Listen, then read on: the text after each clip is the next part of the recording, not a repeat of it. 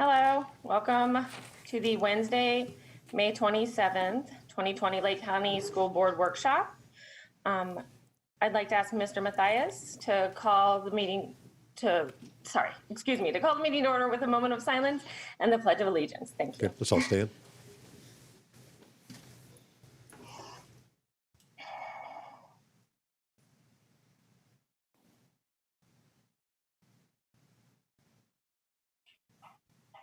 I pledge allegiance to the flag of the United States of America and to the republic for which it stands, one nation, under God, indivisible, with liberty and justice for all.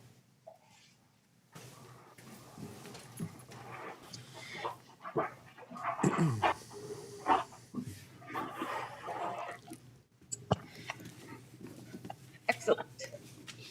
So, do we have any public input? We do not. No? Okay, very good. So we'll move straight on to our first topic, which is the review of the 8,000s in the board policies. Yeah, so good morning, everyone, and welcome to our final section of policies. There will be a few lingering ones to return to you at our next workshop on June the 1st. But we're going to get started with our 8,000s today. I have those that were sent for discussion in front of me, so I'll go through them. And we have all of the staff here to address these. I also have our comments and input from Mr. Johnson and Ms. Turner. They will be joining us just as soon as they're done with another meeting that they're in currently.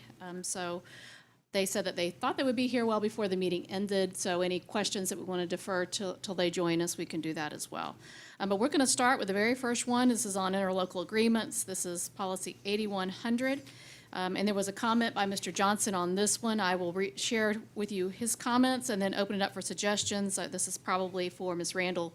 The interlocal part of this policy is not consistent with the concurrency part. His recommendation is that we split these two policies, having one specific to interlocal agreements and one specific to school concurrency. So I'll open that for any discussion. Won't they still contradict? This would be to Kelly, I think.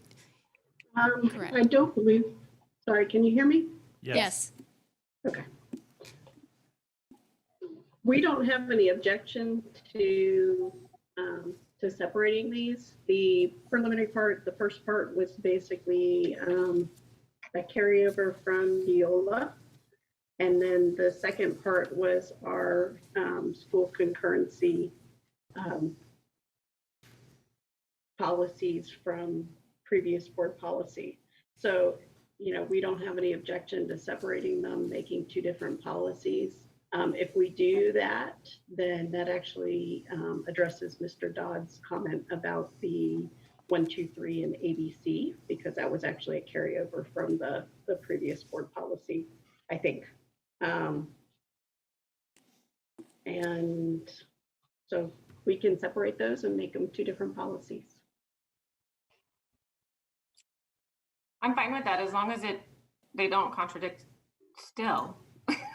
No, the first policy, the interlocal policy, is really very general. The second policy, the school concurrency policy, addresses specific school concurrency policies that are related to our interlocal agreement with the local governments. So I don't really see any contradictions. Okay, I'm fine with it, board.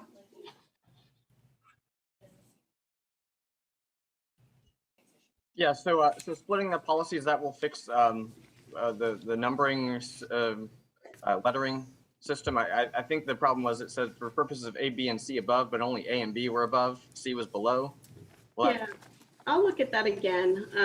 I am not 100% certain, so we'll fix it either way that needs to go. If Okay. it needs to be changed to ABC or 1, 2, 3, whichever Alright. way it needs to go, we'll fix it before it comes back. All right. Okay, sounds good. Okay, I see what he's Okay, talking about here. so we're in agreement that Ms. Reynolds is going to look into separating those two. The next policy is 8141. This is mandatory reporting of misconduct. There were two typos that have been fixed, one on page 4 and another one on page 5. Just simple ands to ors and then an additional word added to read correctly. And Mr. Dodd, you had a question regarding the posting requirements and how we're actually following that, if you'd like to address that. Well, and I guess in reality, I was just kind of making notes of, I noticed that many of the policies referenced that we were supposed to be posting something or maintaining a binder, or I think in the 8,000s there are probably like 7 or 8 different policies that indicate that something's supposed to be posted. So I guess I wasn't quite sure if we've got it posted or if that's our intention, or it just seemed a lot like maybe we need to go through and make a list of everything that needs to be posted and ensure that's all posted. Or delete some of them if they're not necessary to cut paperwork. These posting requirements are required in Florida statute, and I know that the majority of them are going to be found on our website. This one in particular, and I think Mr. Farnsworth can probably verify this, or either Ms. Owens, that the posting in a prominent place and regarding the mandatory reporting requirements must be posted on the school's internet or website, so that policies and procedures for reporting alleged misconduct for instructional personnel or school administrators which affect the health, safety, and welfare of the students are properly communicated to all employees. Very good.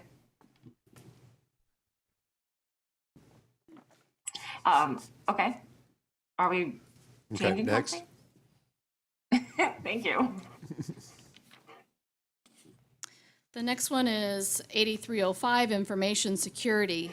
This is a comment from Mr. Johnson, which reads, the policy suggests that we collect data in 3 classifications. So if you look at the top, it has the A, B, and C. It says confidential, controlled, or published. We currently have a district data loss prevention plan, which classifies our data in a different manner. So he's asking, how will this policy work with the data loss prevention plan, or should we modify the language in this policy to make it consistent with what states in our data loss prevention plan? What's the policy number? 8305, Okay. 8305.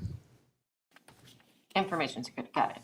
And I'd have to ask staff how the data loss prevention plan classifies this to determine whether or not there needs to be a change either to this one to change confidential, controlled, or published to whatever the terminology is that's currently in the data loss plan.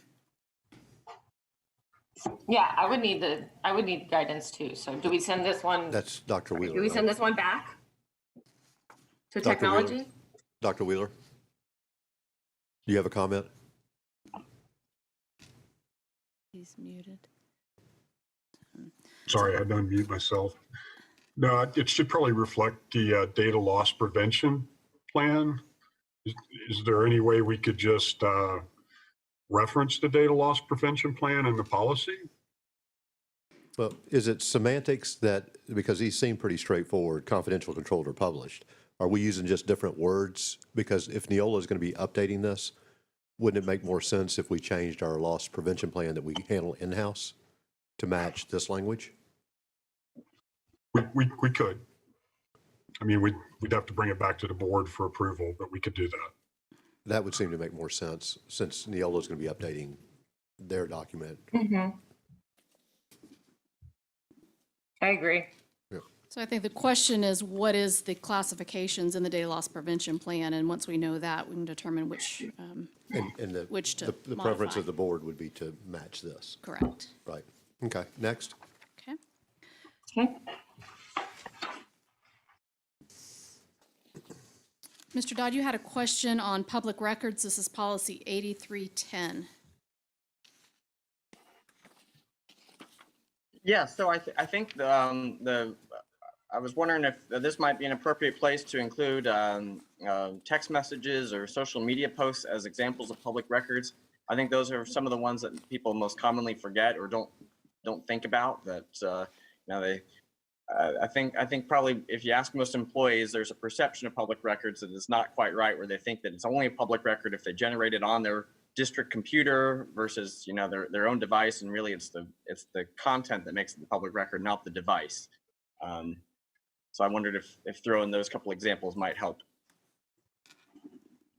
If I may interject, there is a section in the 7,000s and under the social media policy that does talk about those messages being public record and that they have to be archived for that purpose.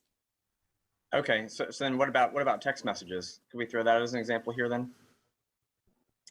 What do you mean by as an example, Mark? Do you want like So- a discussion? Like a, No, so the first line here, under the exemptions line, it says public records generally means all documents, papers, letters, maps, books, tapes, photographs, you know, it goes on this long list. yeah, I think a lot of people would not even consider text messages, but in reality they are. I agree. Text and facial, social media, Facebook, facial media. Yeah, so to Sherry's point, if social media is, if that policy mentions that could potentially be a public record, then I guess that captures it.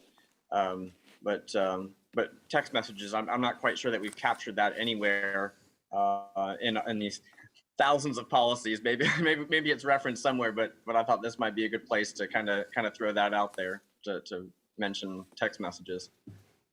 But Right. I don't think it's hurtful to have it added, the Facebook, to this one as well as the 7,000.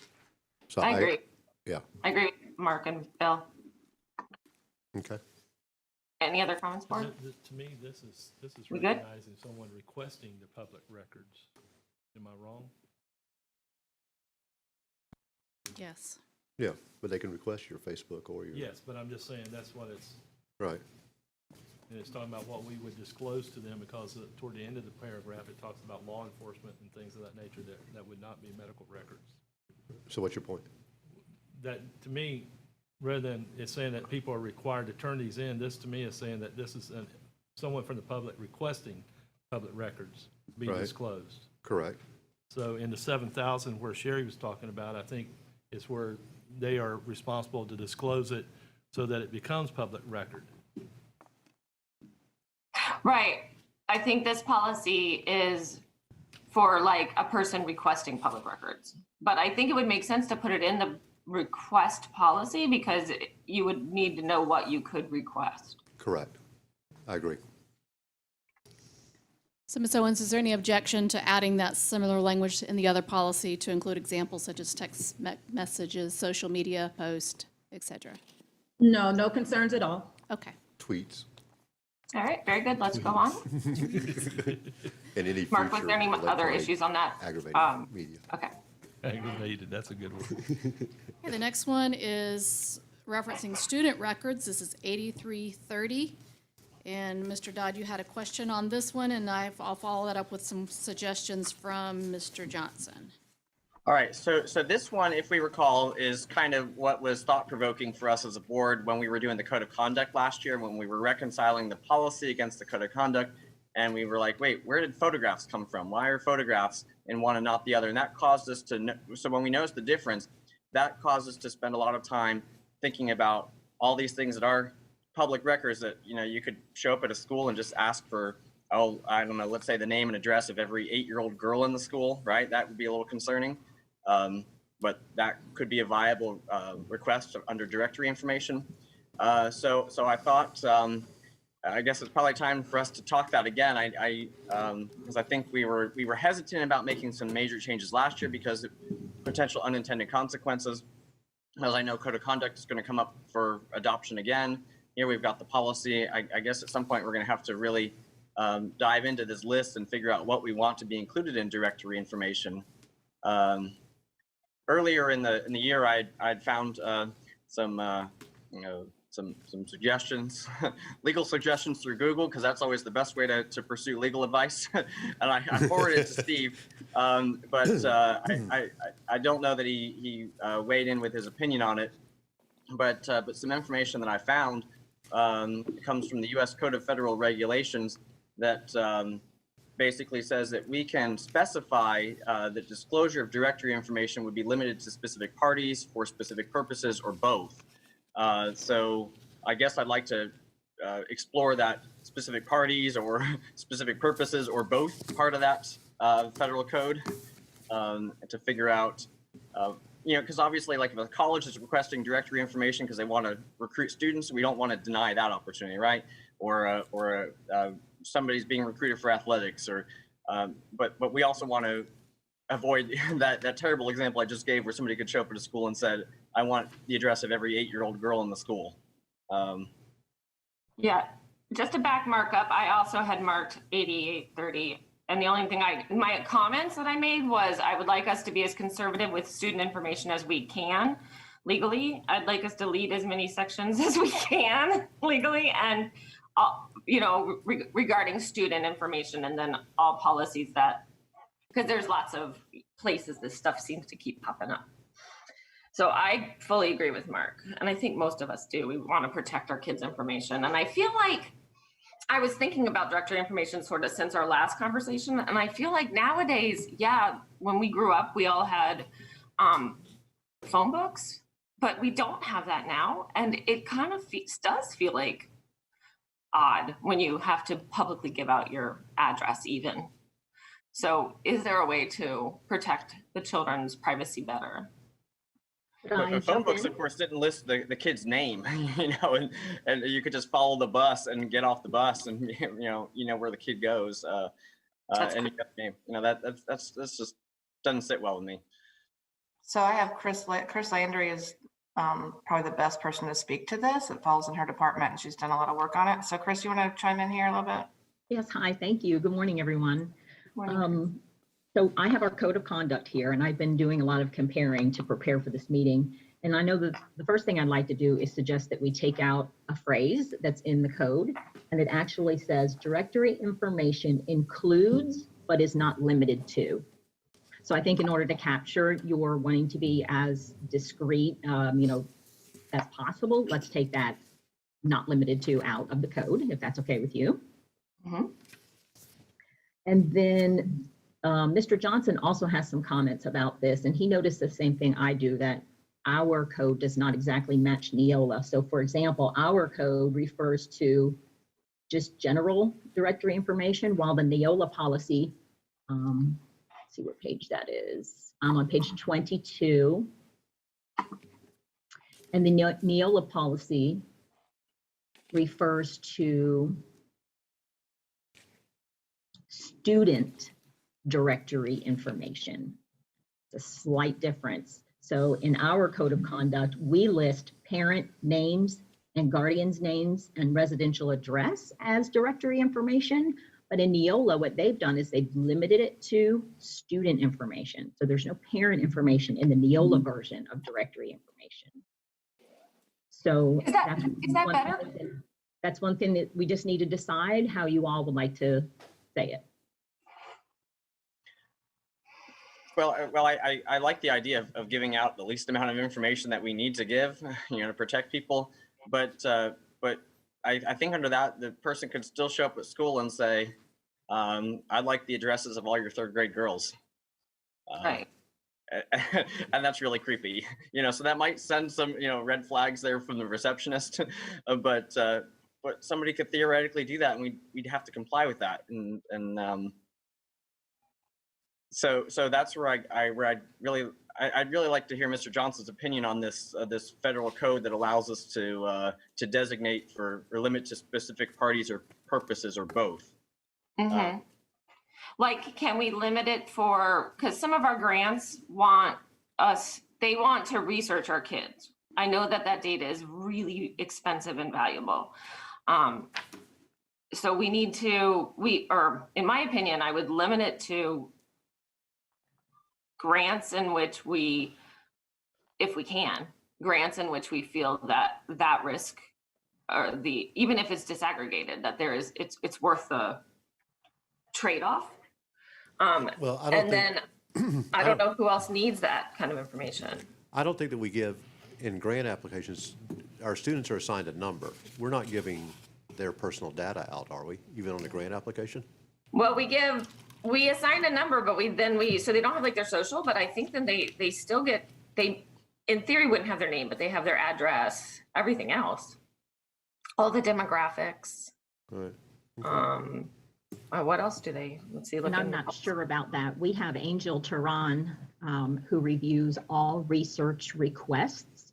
And in those requests probably would be the delineation of what kind of data they would expect as outcome data. So those are probably in each individual research or grant agreement. Doesn't mean we can't put something in here. I agree with you. I'd like to let Mr. Johnson kind of weigh in and give kind of his final thoughts on how to make this as minimalistic as possible. I 100% support Mr. Dodd on this. If we can, we need to restrict the access to information on our kids. Right. Okay, so we'll have Mr. Johnson look at this policy with probably with Miss Landry, Dr. Landry. Yeah, we'll set this one aside and bring it back up should he join us at a later time. He had a few changes on this, which I could just defer to him since he's going to look at it anyways. He had a few questions. I can forward these on to Dr. Landry as well. Some of them, there was nothing problematic at all in the policy as he saw it in terms of FERPA, state statute. He said there were some portions of the policy that go above and beyond what state statute would require, and he doesn't necessarily have a problem with it. He would just like for us to take another look at it. So I say we just set this entire policy aside, and I will forward his comments for a follow-up meeting between him and Dr. Landry for this one to come back, if that's all right with the board. Perfect. Next. Sounds good, thank you. Thank you.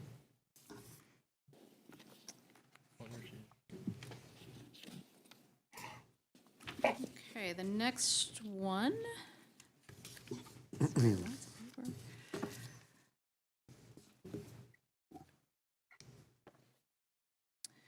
This is school safety officers. It is policy 8407. It's on page 43. I'll give you a second to get to it. I had to go through several pages.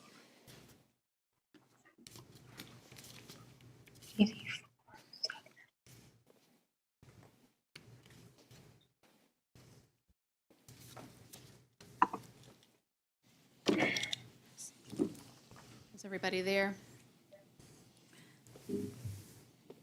So I'll just read the comments from Mr. Johnson on this one, and then we can decide where we want to go with it. And I think, Mr. Gamble, you might have brought this one up earlier as well. Just the terminology in regards to school safety officers versus guardians. I'll read you Mr. Johnson's comments, and then we can open it up for discussion. Mr. Palmer and Mr. Henke are also here to address any questions regarding this policy, since it falls into their office. It says, this policy is consistent with Florida law, but a bit misleading. The board has to have safe school officers, but the law says that they can choose one or more of the following options, which would include SROs, school safety officers, guardians, or school security guards. The policy as drafted does not make it clear that they can choose a combination of the options, and instead make it seem like we must have each option. For example, it says that the board will employ or shall recommend the various types of SSOs. I think that the language should be changed to reflect the board's option. So I'll now open that up for discussion as to whether or not we want to change the language to reflect exactly what we have here and what our preference is, or whether or not we want to leave it open to what's available via the statute.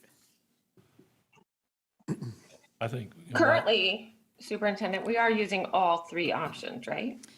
We are not using security guards.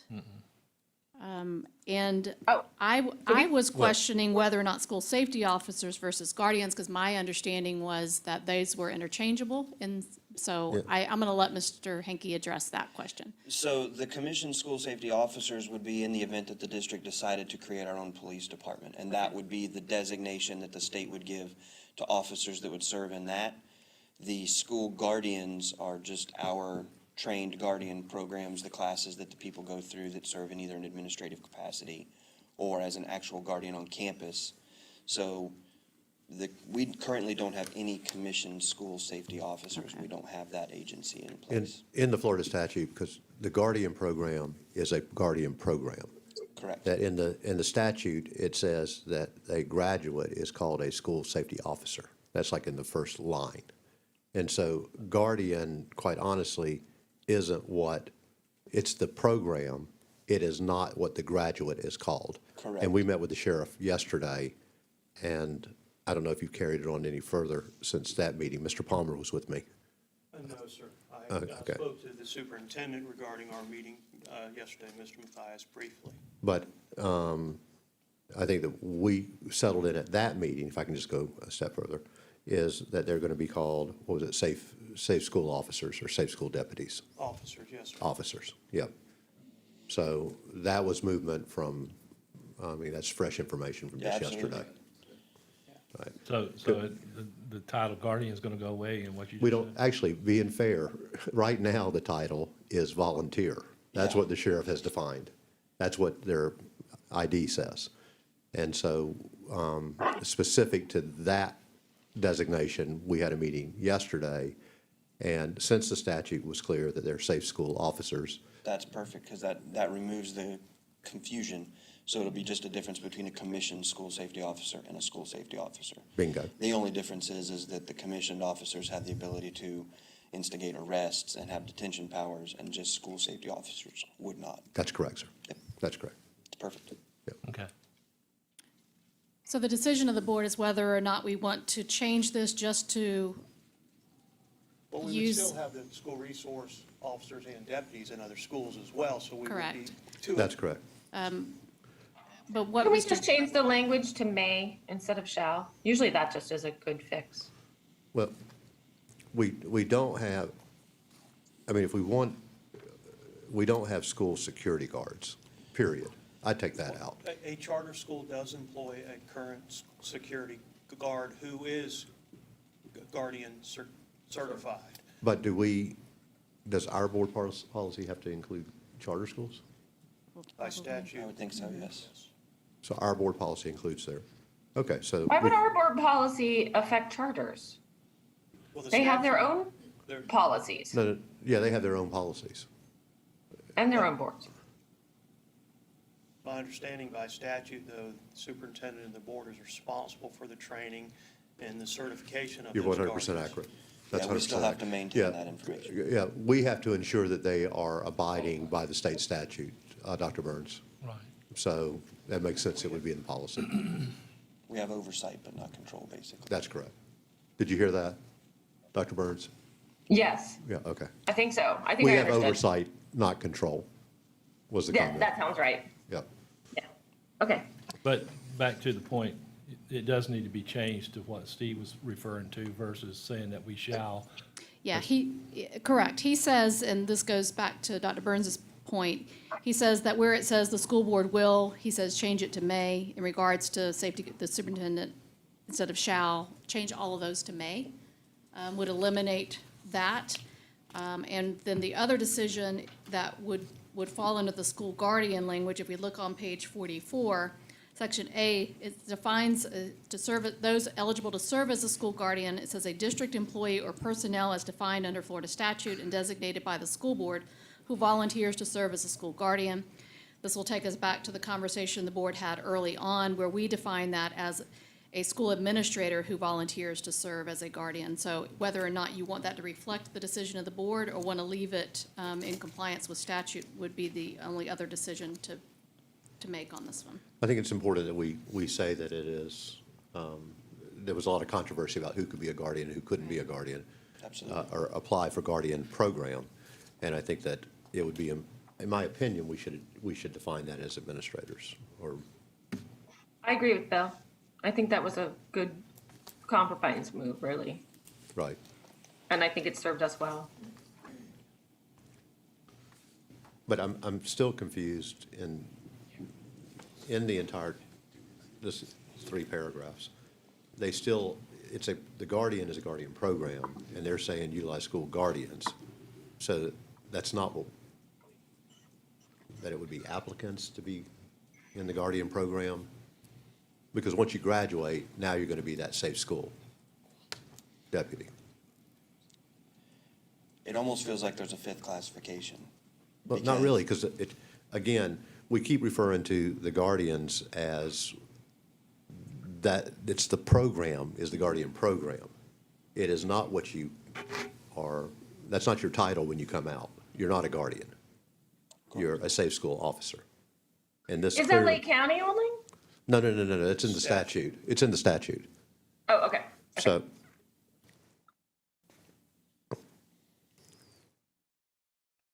So it says we're utilizing school guardians, which maybe that's somebody who graduated from the Maybe guardian program. / safe school officers.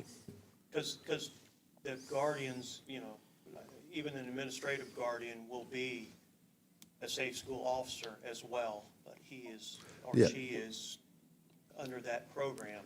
Yeah, that's what I'm trying to get to, is no one is going to be called a guardian when they are in the schools. Once they graduate and get certified, Correct, right? correct.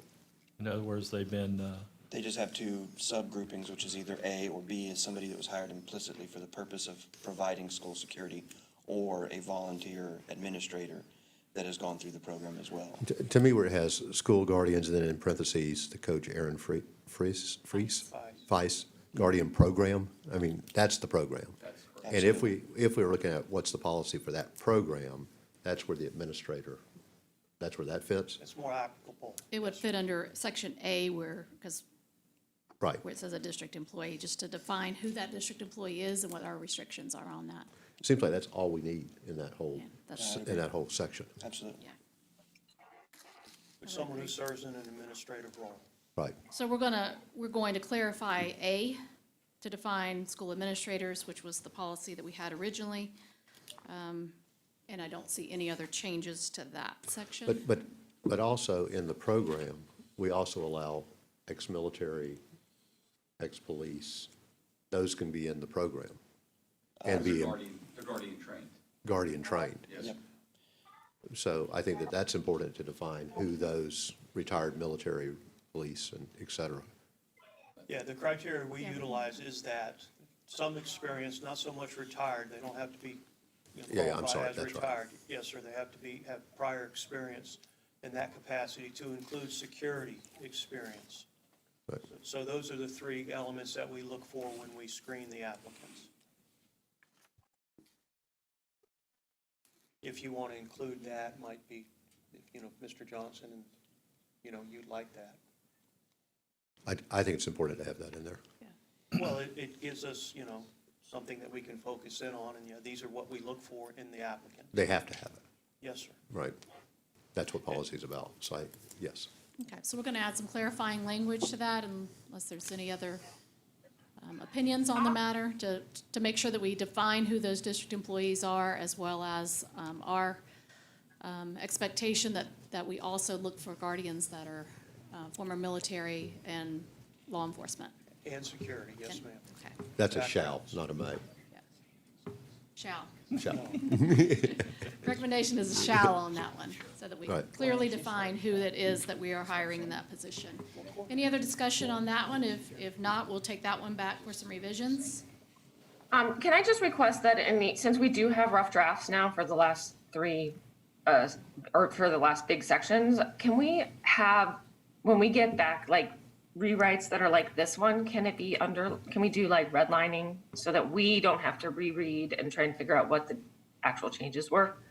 I mean, we'll reread the changes, but we don't have to reread the whole 100-page document. Yes, we can do that. Thank you. Brilliant. Okay, let's move on. Okay. The I have a next, hand raised. Mark Dodd has a question. okay.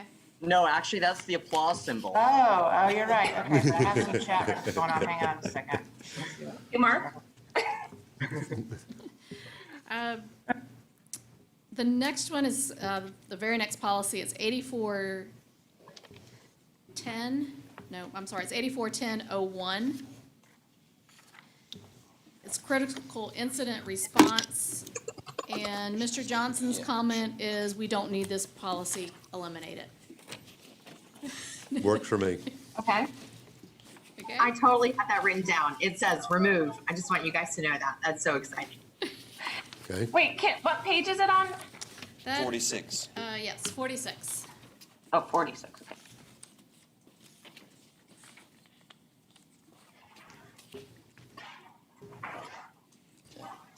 Okay, the next one was, Oh, on page. yeah.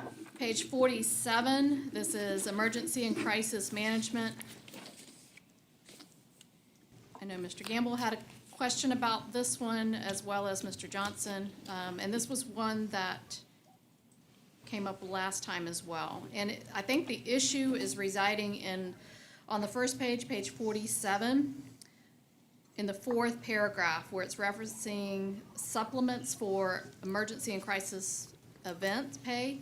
says shall also receive 1.5 times the established rate in the board-approved schedule. This is something that is negotiated through an MOU that Mr. Farnsworth handles with Ms. Cronin that we typically bring to the board. And so we don't want to limit that, as the language does, to read receiving 1.5. We'd like to change that to a minimum of time and a half, because it does need to be bargained with an MOU. Is any addition to that, Mr. Farnsworth? He shook his head. no. Emergency, that's not defined by statute? I'm sorry, Dr. Burns, can you repeat that? I'm sorry, I interrupted him. I just thought that 1.5 was a statute. No. No, anything that has to do with wages or compensation has to be bargained with the Okay. classified employees. So just putting in that minimum, we had done 2 times for things like hurricanes in the past, and it was in a weird part of our old policies. So this is an appropriate place for it here, but that's something that needs to be bargained. So setting that minimum, our COVID issue has been a perfect example because there's different factors that could determine what needs to be done there, and we've worked well with SEIU to work those issues out through MOU. Okay, very good. And I'm good with this. The reason I brought it forward, though, was because I was thinking that we already, because of the hurricane situation, we had to adopt a policy that already had this language, not this time and a half, but different language. But I defer to Chad and SEIU to negotiate this. But, I mean, that's fine, but that's why I brought it forward. Okay, so we're good just to adding the minimum, and then we know that that's got to be bargained. Yeah. The next one is emergency management, emergency preparedness, and emergency response agencies. This is 8420. And Mr. Gamble, you had asked a question. We were originally, one of our priorities was to ask the legislator to change the language that required these as often as the fire drills, which was monthly, as that was clearly defined by Tallahassee. That did not, I think your question is, did we get any relief on that? And the answer was no. It still reads as was previously, that these drills must be conducted monthly, and I don't know if you gentlemen have anything to add to that, or, No, ma'am. No. Okay. okay?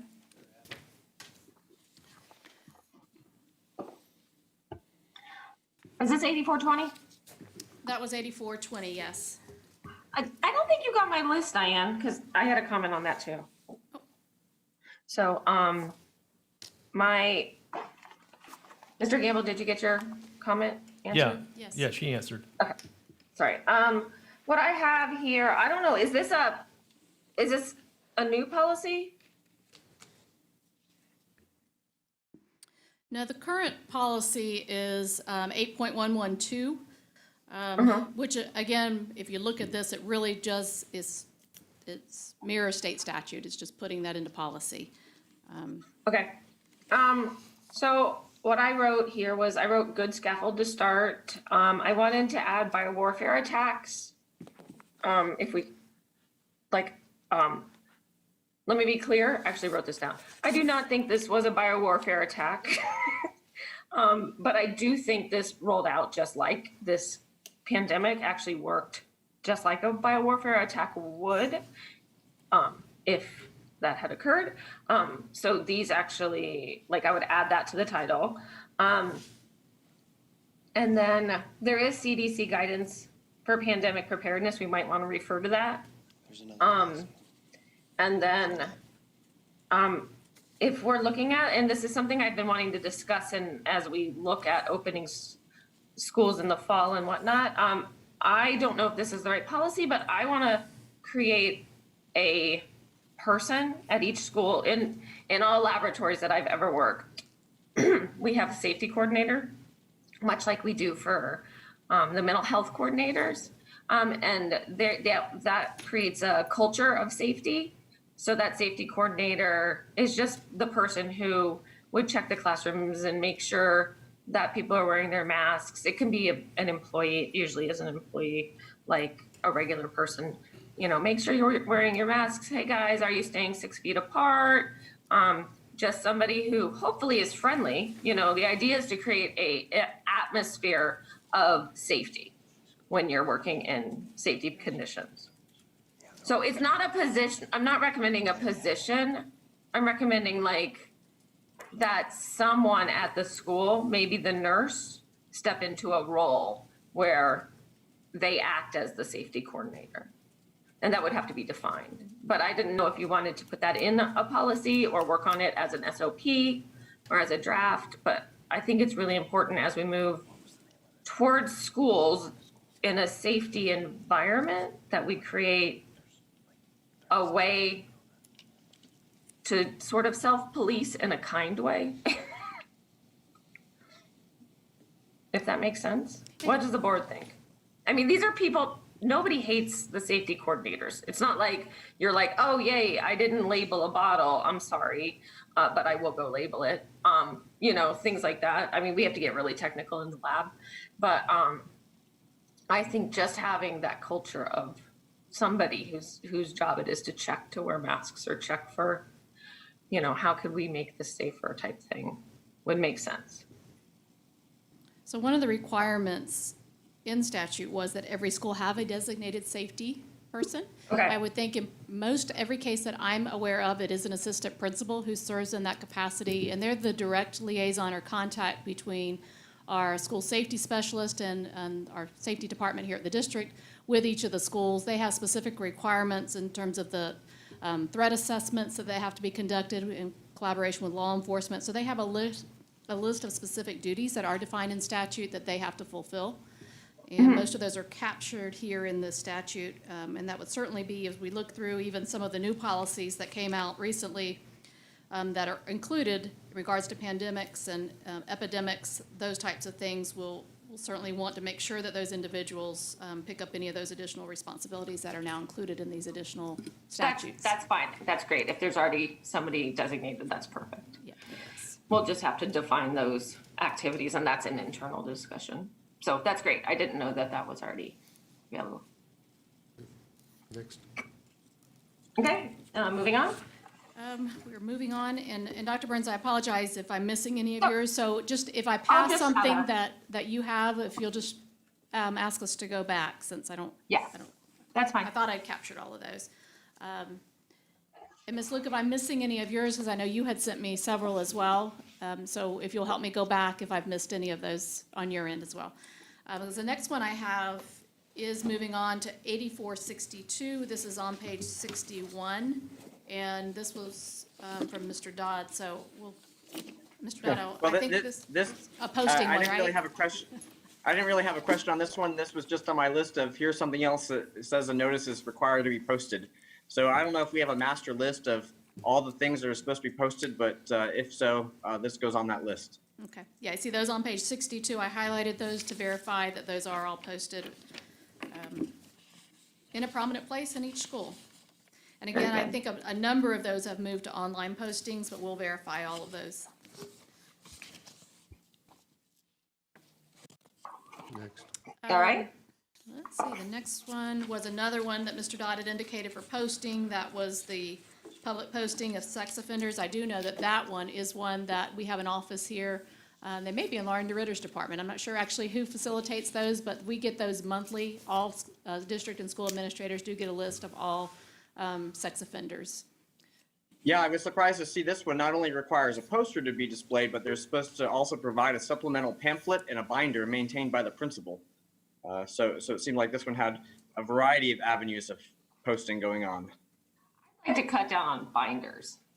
I think anytime you need a binder to do a policy, it's too much. Yeah, and I am not aware if that is driven by statute. I'd have to go back and reference the statute on that one. We can certainly go back and look to see if that binder is required in statute, unless somebody already knows the answer to that question.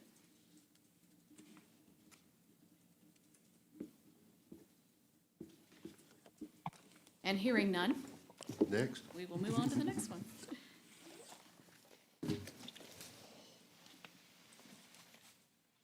Are we gonna get that policy checked on?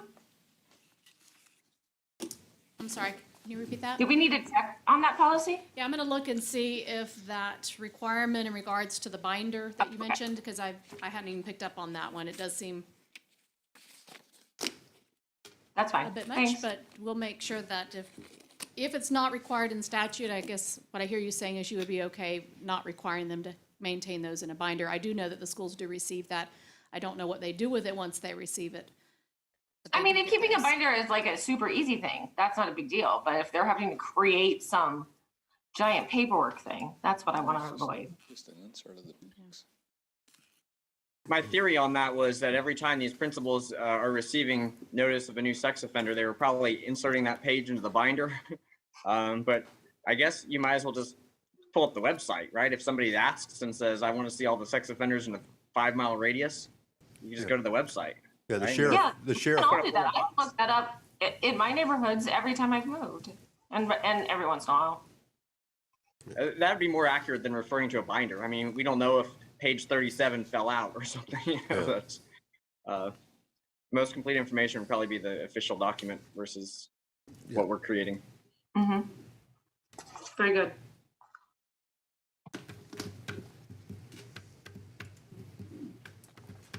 Okay, I'm gonna check on that one, and I will make sure that when those come back, that we clarify that. The next one is on food service. This is policy 8500, starting on page 70. Mr. Dodd, you had a question, and then I do have some questions from Mr. Johnson on this one. I All right, also, And Dr. Go ahead. Burns also had a Go question ahead. on this one. All right. So I referenced back in our current food service policy because I was confused about something. So I think the policy prohibits us from throwing lunches in the trash, right? Because of a negative balance. And I know that a lot of this is not really relevant or pertains to today because all of our students receive free lunch, so we're not going to have to worry about negative balances. But I guess when I look at policies, I think that they should outlive us, right? So eventually that program may end. And that once again, students will have to be paying for lunches. And if you get a negative balance, I've just witnessed in the past where you get to the end of the line and they take the entree, they throw it in the trash, and then replace that entree with a cheese sandwich or a peanut butter and jelly or something along those lines. And I struggle with that one. I think there's a little bit of shaming that goes on there, you know, when you take and perfectly waste of good food there when you toss that in the trash. is that currently occurring? I mean, Mark, is that like a really old example, or is that happening now? Do you know? Well, it's not happening now because all of our kids have free lunch. Oh, okay, I've got you. Okay. But if that program were to come to an end, this is our policy, and I just want to make sure that we're not going to throw their lunch in the trash and give them I mean, if they've already made it down the line and they've got the pizza on their plate, you know, I just hate in that moment to take that piece of pizza off a 5-year-old's plate because I've seen it happen, and then they replace it with a cheese sandwich. Well, I think now we have to have some kind of meat on there, but back then we were replacing the piece of pizza with a cheese sandwich. and I really struggled with that one. You know? But since it's already been on the kid's tray, you know, they're not going to put it back in the serving line, so it goes in the trash. So I think I want to just ensure that, okay, you got the negative balance. We're going to try and you know, work with parents to get that caught up, but don't throw the kids' lunch in the trash. Linda should be on the line. I fully agree. And so the other thing I thought was interesting in our current policy is it requires the food service program to be not-for-profit. I didn't see that line in here, but that did make me wonder whether they were operating a profit, because I know there was that period where they were sitting on $12 million in reserves. So I'm not quite sure if if maybe that not-for-profit line should be in here and enforced. You know, I don't know if it seems like there should be a plan when you reach a reserve of $12 million, you know, before it gets to that point. Well, I think you also have to look at different things as what a not-for-profit can do, as long as that money is earmarked to be dispersed, then it can then be considered not be for profit, that they're showing a profit. Yeah, they're showing 12 million there, but they've got to maintain a reserve in that fund. but also then they earmark that money to be utilized, as they have done and tried to do, to be used for equipment and things of that nature, their training, maybe for their staff and other things. So, Oh, no, I totally agree. It should definitely be, I mean, obviously it's got to maintain itself in food service. We're only going to spend on food service. So I guess, the true definition of for-profit, they're not really for-profit. But when you're sitting, I guess I'm just looking for, when you're sitting on $12 million in reserves, we got to see a plan. And I think for so many years, it just kept accumulating, where there was no real plan. We really could have been serving all the kids filet mignon, and we weren't. Because there was just no plan for what to do with that great level of reserve. Down. Yeah, whether you're replacing equipment or what have you, I guess I feel like there should be a certain limit where you're like, okay, enough is enough. We can't just keep hoarding millions of dollars in the bank. Maybe we can pay for the kindergarten lunch. That's right. That's right. I was just wondering, is this John's policy? Mr. Carr? Yeah, it's Linda Milliken. She should be online. Linda, you there? John, you have to unmute, Linda. there she is. I don't. There. Hear me now? Yes. Yes. Oh, hi.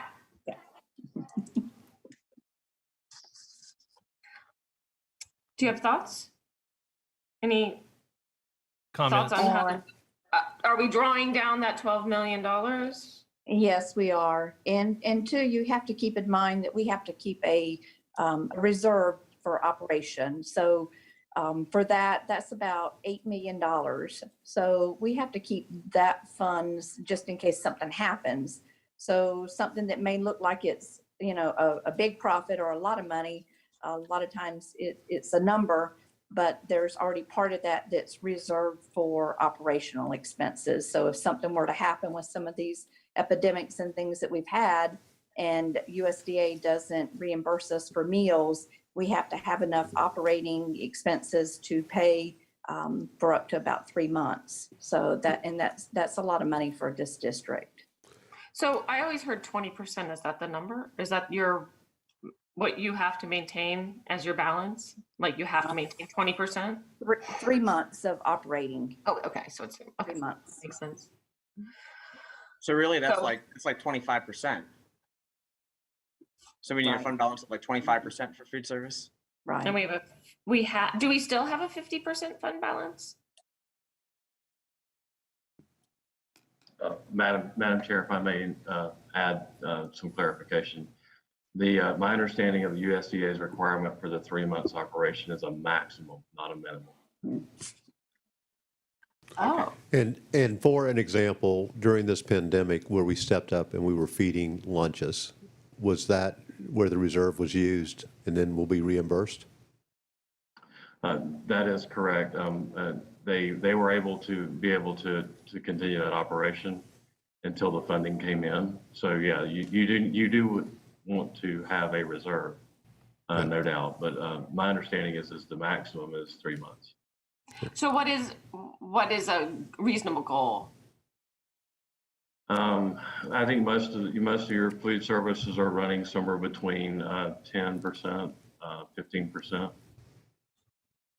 And That would give us how much excess funding in food service? I think if I recall correctly, the end of year last year, it was in the 40%. Okay, so we have some room to move. Correct.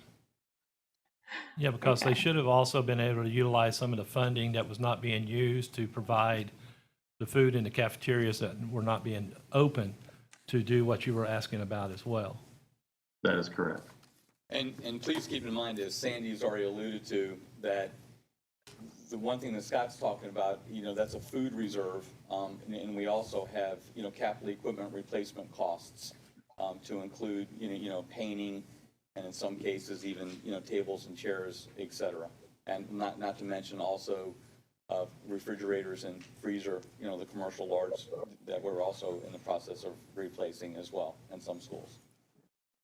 I know I personally requested a food service plan. Have we gotten one? I'm trying to think. I know Miss Milliken came before us quite a while ago. Would it be time for an update? I do Well, a she asked plan before that I the plan. send into USDA every year for the excess funds. And auditor gets that. So that's sort of, I mean, we don't have a timeline or anything like that, but we have a plan, replacing equipment, buying new equipment, tables, anything like that is listed on there. Anything that we're going to spend that X funds on, we have to get approval through USDA for what we're purchasing or what we're going to do with those allocations with that money. Have you presented that to us? Because I know you presented it something, and because I remember talking about recycling and pellets of food and all that stuff. How long ago was that? I can't remember. That was at a workshop last year. Okay, so maybe in the future we could have another one and see the USDA plan sometime over the, I don't know, summer. Would that be agreeable? Do it at the end of the year. So I can. When's the end of the year? Which end? There's a lot of ends to the year. Yeah. I'm not sure yet. With all of this, it's taken a hard hit on us. So our end of year keeps getting extended. Okay. Our end of year has extended into our summer feeding, and summer feeding has overlapped end of year. So we're sort of in a period of something not normal at all. Very good. Okay.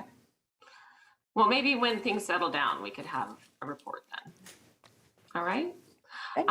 My question was it intentional to decrease the amount of time to eat from 20 to 15 minutes? Or was that just like, I think Neola sometimes puts things in. You're talking about in paragraph 5? Oh, I didn't write down. I just wrote down 15 minutes. You're referring to the breakfast period, like if your bus arrives, that you. I thought it was, On page 71. let me, Yeah, that was for the late comers. oh, that's not lunch. No. No, Okay. that's referring to those that come in 15 minutes before the bell rings, that they would have 15 minutes to be able to sit down and eat their breakfast. Oh, okay. Yeah. I was reading it wrong then. Where's my notes? 71. Is there any more questions on this policy? Nope, next. On page 74, Mr. Johnson was asking, it says see also AP 8500A. And he wasn't sure what that was referencing, so he just asked us to go back and look at that reference and see exactly what that is. So if somebody wouldn't mind taking a look at that. Who's the somebody? That would be Ms. Milliken. This is her policy. Meal chart. 8510, this is on page 75. There was some questions on this one, and Mr. Dodd, you had one, and maybe Dr. Burns did as well. So Yes. I'll turn that one over to you. So our current Lake County policy prohibits the removal of recess as a consequence. I didn't see that captured here. I didn't know if we wanted to still maintain that. We pulled that out of state law because we couldn't get the law passed with it. Right, but our policy prohibited removal of recess as a consequence. So we went above and beyond the state law, what it says.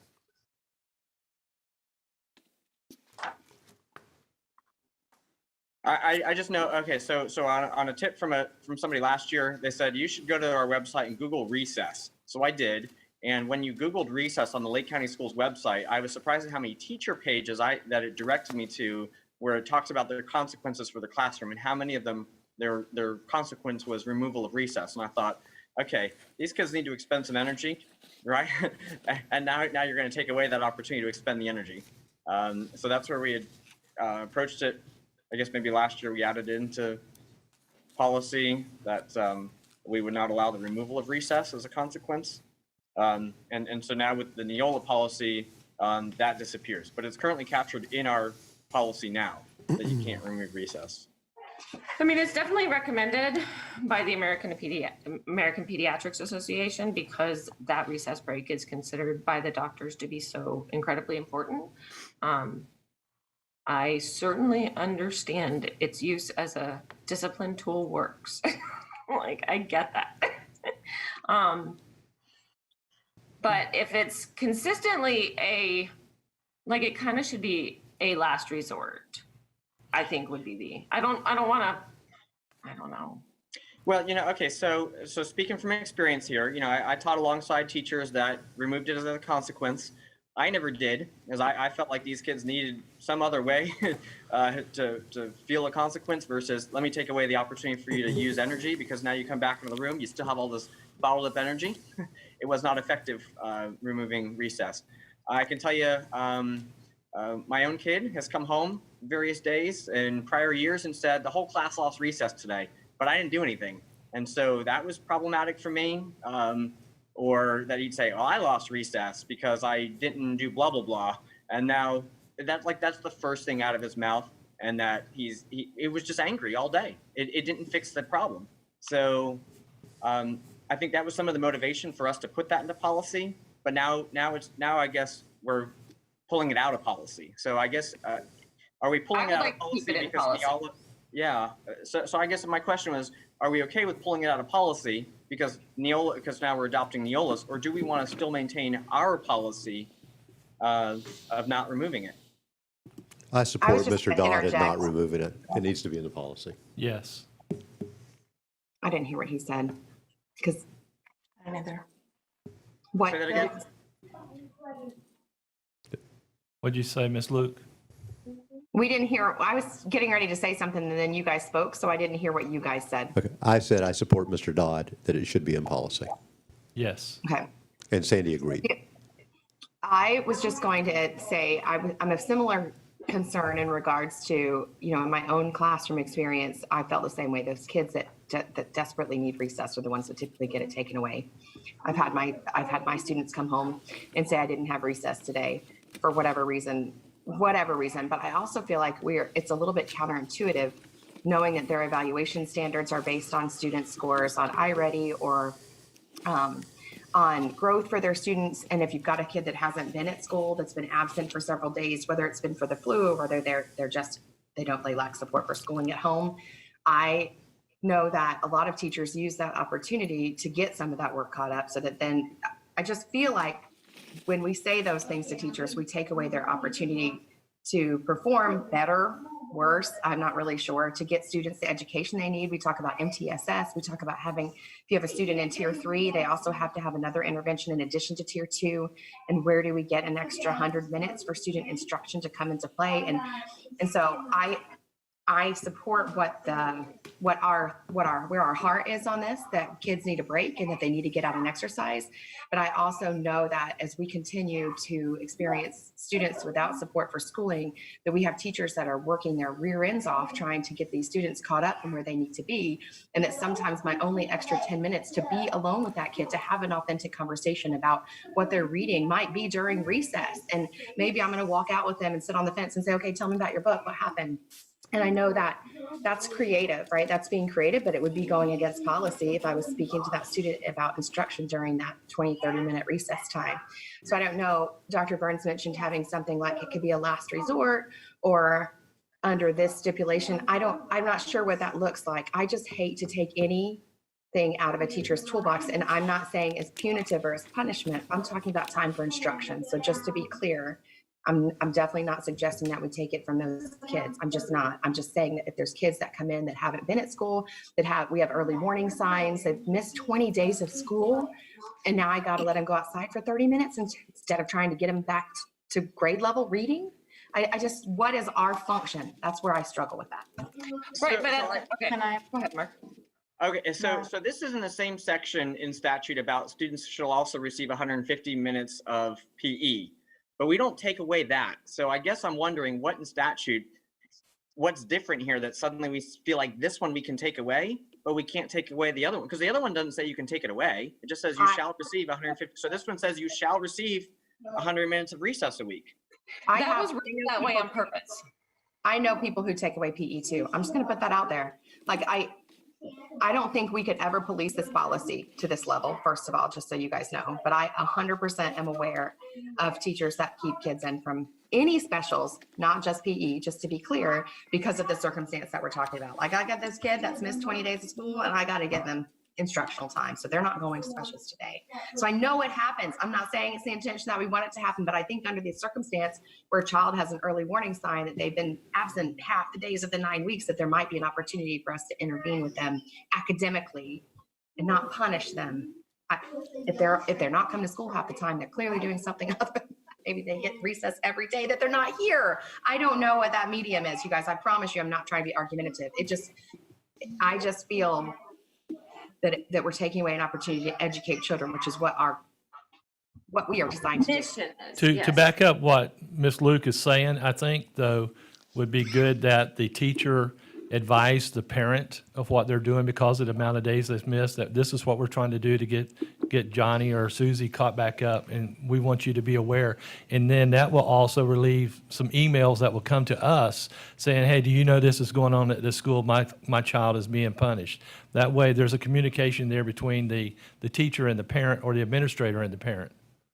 I think that's a great idea, Sandy. That might stop the punitive nature of this, where a child comes home and just says, I didn't get recess today because we were loud in the lunchroom, right? That's not one of the options that we get to take recess away. But if you have a child that has, said, even if my kid was out for the flu, I might not want them to go to specials that week. I might want them to be at home with that, or be with the teacher if that gives them some one-on-one time. That's extra time for the teacher. We're not requiring it.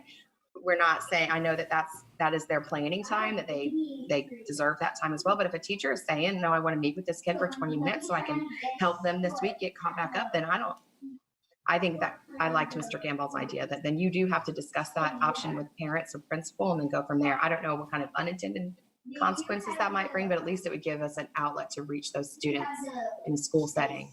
Yeah, we also have to, and that's it might be a good compromise to this sort of thing. I'm just thinking about how these kids, they need a break during the day, right? Let's say we have an employee who missed a week of work with the flu. We don't say, you don't get to take a break this week because you're behind on your work, right? But that's the message we're sending to kids potentially when we say, you're behind on your work, you don't get this brain break during the day.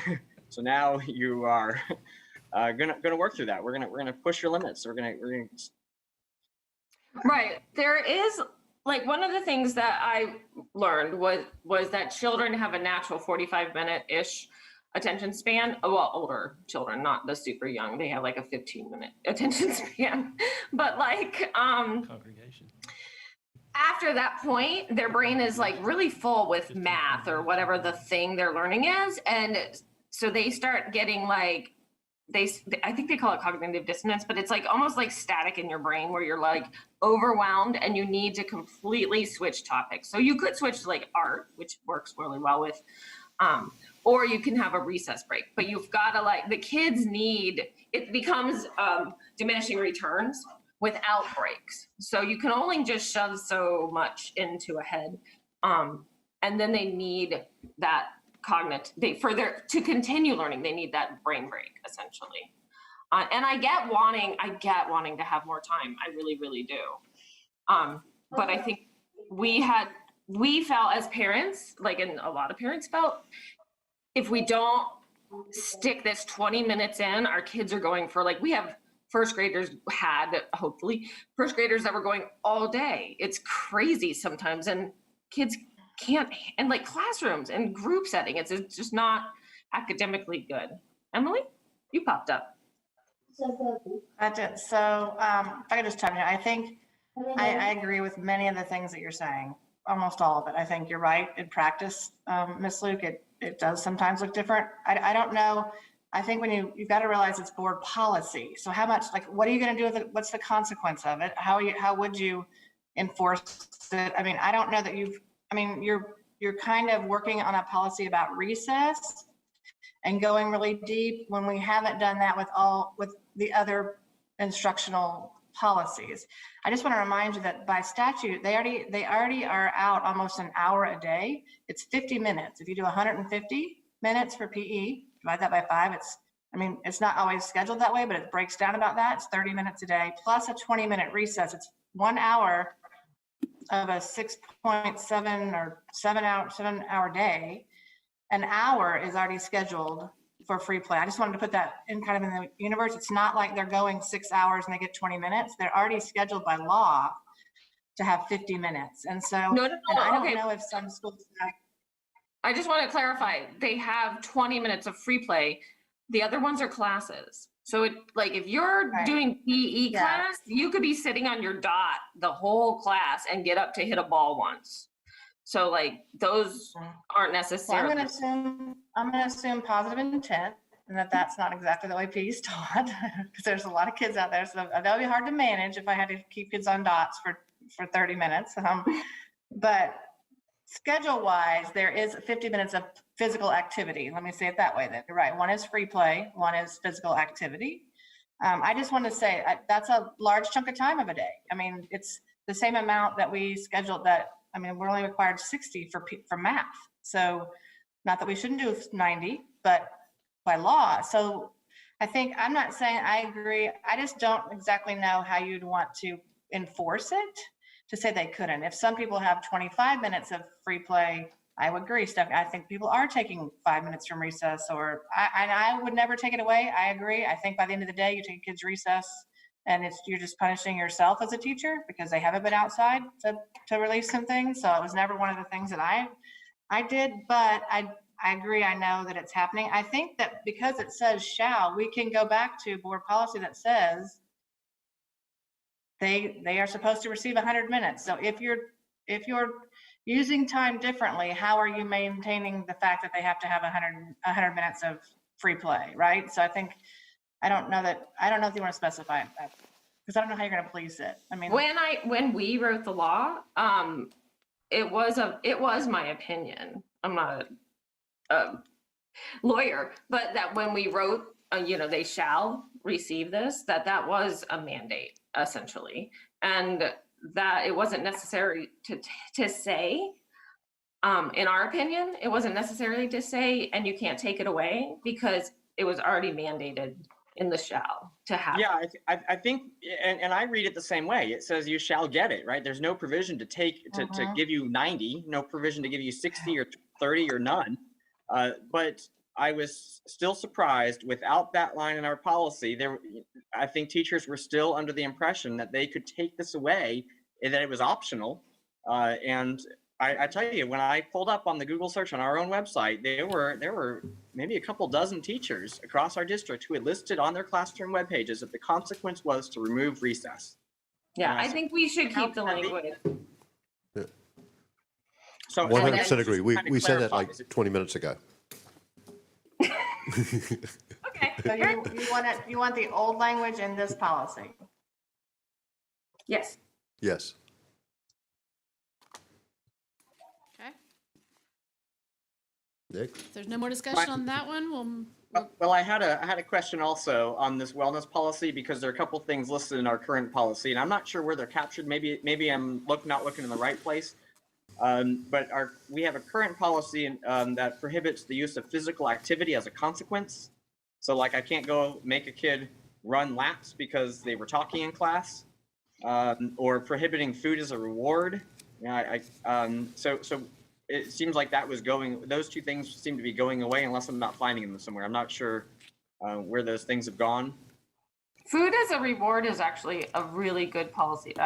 To not have food as a reward is actually a really healthy policy, because you're actually teaching children candy, pretty much. Candy is, I mean, obviously candy is exciting anyway, but that it's a reward.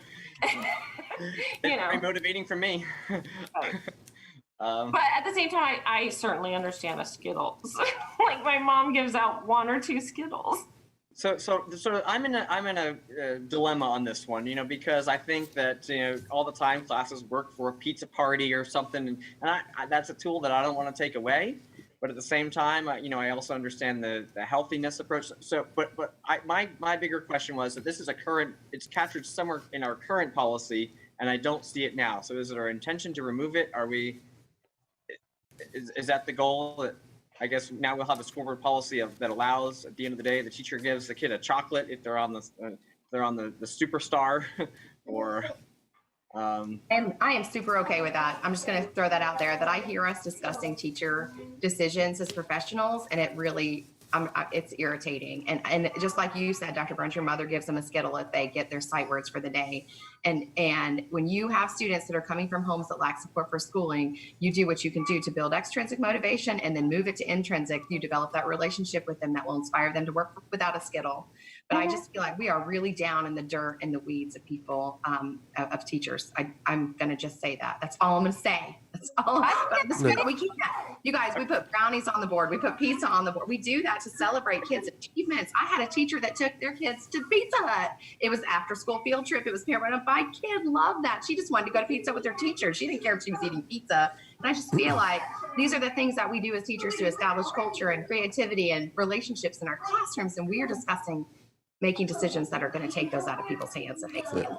All right, so it looks like that removal from current policy is well received. So how Right. about the one about prohibiting physical activity? Our current policy prohibits physical activity as a consequence. I'm good with that one being gone too, by the way. I think there's nothing wrong with running laps. It's gotta be there from some weird extreme person that went way over or something. No, but we governed by. I have my kids run laps outside. No, I think this is intended to, because, okay, so I'll tell you, there's a pretty widespread activity out there or not activity, behavioral system out there where every time the kid talks in class, they make a little tally on their note card. And then, so then the teacher goes outside, at recess time, they're like, oh, Johnny, you've got 8 laps you got to do before you can start recess.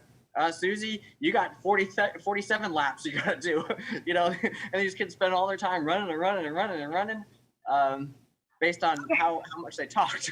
So I have to ask this as a principal, right? Mr. Dodd, I know you have your educational leadership. If I came to you as a parent and said, so-and-so asked Emery Luke to run 43 laps because she was talking, would you not put a stop to that? I just don't want to make policy based on. You would hope so. You would hope so, but I have seen it. I have taught alongside people who did that. So now, if the principal knew about it, would we get the desired results? Well, so I asked this question because it's currently in our policy and now it's disappearing. So are we okay with that disappearing from current policy? Are we okay with now, as a board, that our policy will allow teachers to assign physical punishment as a consequence? Yes, I am. Okay with that. Is it legal? I mean, I don't know. That's my question. What a Mr. Sorry, Oz. I'm wondering if it was there because it was, illegal to make kids go run because they talked in class. I don't know. I lean, watching you guys on Hollywood Squares is pretty amusing, by the way, as it bounces around. But I lean towards as much autonomy to the teacher as possible. And Me so too. this being out of the policy, I'm fine with. And we can look back at this in a year and see how many complaints, or I don't know if that's the right word, but can we look at that to see if there's any trends in that happening? So, And I think that in Mr. Dodd's scenario, that if your child was running 43 laps a day, that parent might want to be engaged in what the issue is. tell me about it. That's a lot of laps. Who just came in on the phone? Okay, next. So I just want to go back to where we started quite some time ago on this one. The only thing that we are amending and adding back was that you cannot remove recess as a consequence. Correct. Was that one okay to leave in? That was my understanding, and just verifying that that's the one we're putting back in. Correct. Yes. Right. Are we still on 8510? Yes. Yep. Okay. For the last So 35 I have minutes. another suggestion. I think this, if I remember right, I'm just going to read from my sheet. This policy had the wellness committee, which when we had the other Mr. Dodd, who was in charge of food service, we had wellness meetings, and that's actually when we wrote the wellness policy with the wellness committee. Now the committee doesn't meet, to my knowledge. And so I was wondering how we could be in compliance with our policy with a wellness meeting group that might be more useful. so that we're not just meeting to be in compliance. Like my thought was maybe it's a chance for PE staff to meet with the public, you know, something like that. Go ahead. I don't know who was talking. Like I think I wrote it. I'm not sure if they have to deal with new standards, but it might be something positive for everyone to see each other's face and talk about their own field. Or maybe for now, the wellness team is the top people coordinating COVID, and we get quarterly reports on COVID from the health experts and how it's affecting our schools. I don't know. These are just ideas to make, because it's just not, we're not in compliance, we're not meeting. Well, this would be Ms. Milliken, wouldn't it? Yeah, I know there's been conversation with Ms. Milliken about the Wellness Committee. I don't know if you want to weigh in on that or what your plans might be to reinstitute that committee and. Right. The food service portion of wellness is just that, it's a part of it. So there's lots of other parts. I mean, y'all taken a lot of time discussing PE, physical activity and things like that. So there's a lot of other people that's involved in it. And I know I've been in other districts, and I know the SHAC committee, they meet. And when the wellness started, a lot of districts just added the wellness to that SHAC meeting. That sounds familiar. Yeah. Yeah. So one of the things this year that we've worked on is trying to, because the people move and change every year. So my nutritionist, Peggy, is working on and has worked all year with speaking with those at the school to figure out who's actually on the committee. And we started working on, it was the year for us to update our healthy district assessment. So we've been working on that this year. So she's been in communication with the different people on the committee to get what we need in response to apply again for that Healthy District Award. So it's sort of like we were at this year trying to get us to a point where we were having the meetings.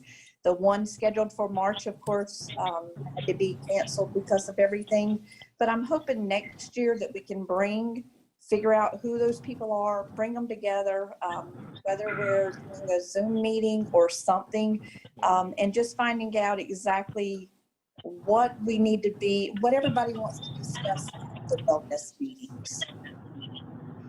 Right. I didn't know if we wanted to actually pick a team though, as opposed like create a new wellness team. The last group that I was with had some PE teachers, some nutritionists, Mr.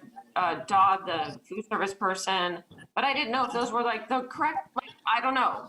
I was just throwing that out as do we want as a board to redefine it in some way to make it something that's more helpful or more interesting to the public?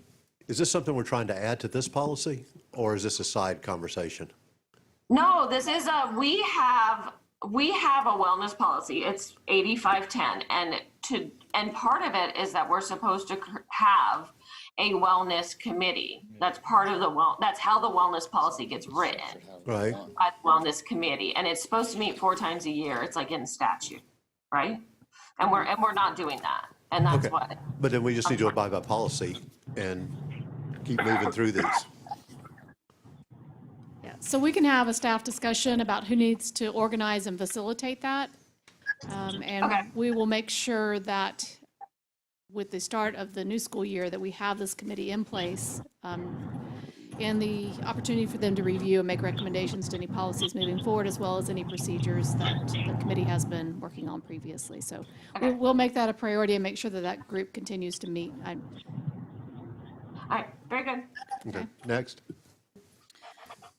Thank you. The next one is 8531. This is free and reduced price meals.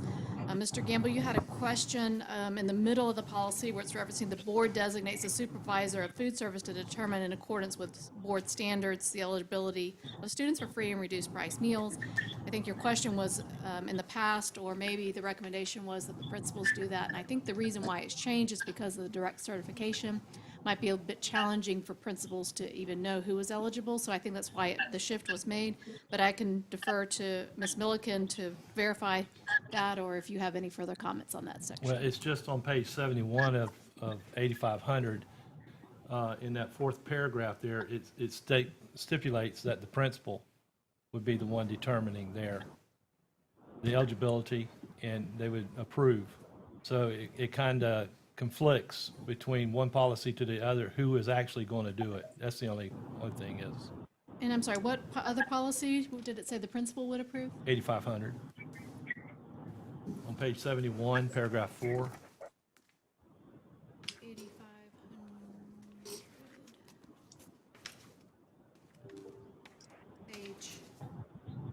Page 71.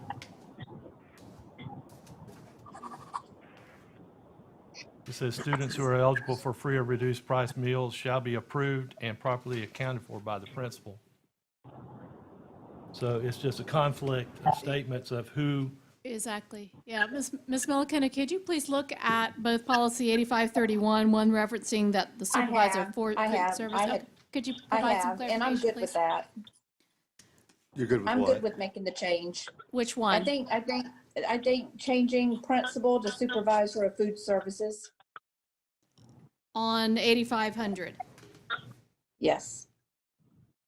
Does that address your question then? Right, Yeah, I mean, yeah. it's just that they conflict Perfect. against each other. They did, yeah, good Perfect. catch. Okay, next. Competitive food sales, this is 8550 on page 83. Mr. Gamble had a question in regards to profit share. I'll let him ask that question. The last paragraph says food and beverages sold during the school day outside the cafeteria may be operated on a profit share program with the prior approval of the director of the Food and Nutrition Services Department and the principal. So my question is about the vending machines that are operating at the schools. Ms. Milliken, are you aware of any profit sharing that's going on with food service or how it's being done? No, we don't collect anything from those vending machines. Because it also stated in a prior policy that those machines could only be operated 30 minutes before or 30 minutes after the day. And I know in some cases they're being operated all through the day. So that's just some concerns about our nutrition program as well, which is in conflict to our policy. I think that would be a good thing for the wellness committee. So there should be, since we're dealing with policy, we want there to be a profit share between food service and the school. Yes or no? I think that's the question, right? I couldn't hear the question from Bill. Well, I know some of the schools for the vending machines that they take this money, but they take this money and utilize it to some of the things that we are not able to fund to do as far as programs and things of that nature there.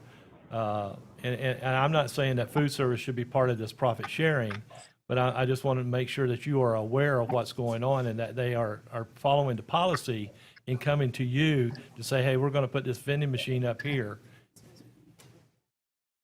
we just need to remove that paragraph, in my opinion. Okay. I don't think we can. I think that's state statute. I remember writing that in with Mark Dodd, or not Mark Dodd. What was his About name? the food and beverages? You wrote Yes, I you remember wrote him something in talking statute about about it. vending machines? Yeah, we talked about vending machines during a wellness meeting and how all of our snacks during school had to be like kid approved or kid caught or something. Smart snacks. Smart snacks. There you go. What we're talking about is the money part of it. But we're talking about the profit All we're talking sharing about is the part. money.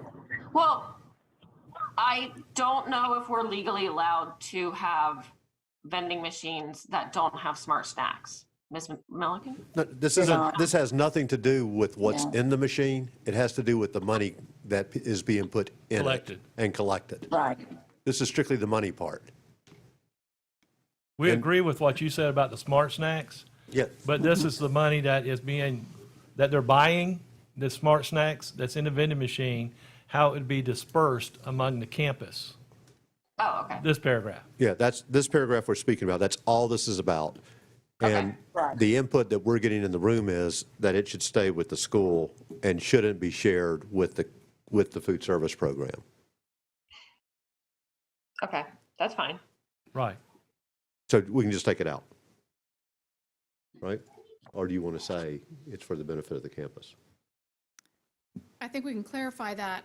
I want to go back to the comment that I think Mr. Gamble just made. Your reference to the profit share means that it might be shared between the boosters and another group within the school setting. Is that what you were thinking? Not necessarily the boosters, but But just as an example. right, as an example. So I guess we need to clarify, I don't know that we have an issue if they profit share within the school. We just don't Right. want the district to have any Could- portion of that profit. Right, that it not come back to here, that it stay there at that campus. So I think as long as we clarify that the profit share is to be held to occur at the school, Respective school. yeah. And- Okay. and- Let's but to clarify me- that language would be my recommendation. It's not so much to go Okay. to the boosters, but they We're may go good. to different athletic programs or whatever they have. Yep, we're good. Okay, we're going to clarify that one, clean that one up. Mr. Johnson had a comment on this one in reference to the title, the Food and Nutrition Services Department. He said it needs to accurately reflect the name of that department. I don't believe that we refer to it as Food and Nutrition Services Department, so we just need to make sure that it has the correct name. So we're just going to take the nutrition services off and just put food service department? Or are we going to retitle? I think we're going to leave it the same. If there was any discussion about retitling it, just making sure that it's the correct department name. Okay, Okay. next. The next one is on transportation. Several of you had questions about that one. I know, Mr. Gamble, you had a question, Mr. Dodd, so I'll just open that up for whatever comments you have in regards to transportation, and we have Mr. Fender on the line as well. Well, my comment is, I know last year at the middle school over in Eustis, we had a situation where a student was said not to be qualified to ride the bus. And whenever you did the actual mileage, she did qualify. But the problem is in the subdivision where she lives, she was on the backside. So everybody that was ahead of her back to the road were not eligible to ride the bus. But yet the bus is going to come to that area there, just pick up that one student. To me, and I've talked to lawmakers about this, that they need to redo this so that in a subdivision, we would be able to pick up all kids in that subdivision if there's one student that is eligible to ride the bus. But that's my comment. This doesn't quite represent the spirit of the board with the mileage, by the way. So we went to half mile for elementary and 1 mile. 1 mile elementary. 1 mile and elementary, 2 Middle is mile. what? 2 and 2? mile. Okay. In middle and high school, the 2 mile is the state statute. That's correct. No, we came back when we eliminated what was called courtesy busing. Right. And that we reduced the mileage for elementary. That I knew. Yeah. So it needs to represent that for sure. Right, and so that's my question. I think in the past, we've waived school board policy to do that 1 mile. There have been years that we just never really waived school board policy. We just kept going with the 1 mile. So my question was, should we capture the 1 mile at this point, or what's our process? Every year, are we supposed to go and waive that policy for elementary? No, I think it needs to be 1 mile permanent. I agree. I had the same thing, that we need to add that. It needs to be like an addendum. Yes. So along those lines, I just from experience, I got to register my upcoming kindergartner for school, and on the school enrollment form, it was some sort of Google form I used. It said if they're living more than 2 miles away, they're eligible for transportation. And is that something I anticipate using? So I guess I'm just curious as to how a parent would know that for elementary we're using a 1 mile radius. It seems like maybe that needs to be updated to say 1 mile for elementary and 2 for middle and high school. We would need to Mr. have the Dodd, could I- superintendent take care of that. Mr. for Dodd, us. could I ask you what school you registered your child at? Okay, well, the school I registered is not going to be relevant to your question, but I'll so Well, it can Cypress be, Ridge. it can be if it's a So charter. transportation doesn't apply there anyway. But the form just seemed to be generic because there was a drop-down box where I could pick which school I was choosing to register at. So it seemed to be generic.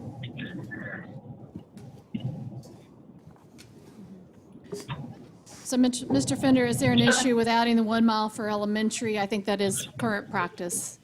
And then we just need to make sure that all related documents for registration are, reflect that as well, according to Mr. Dodd.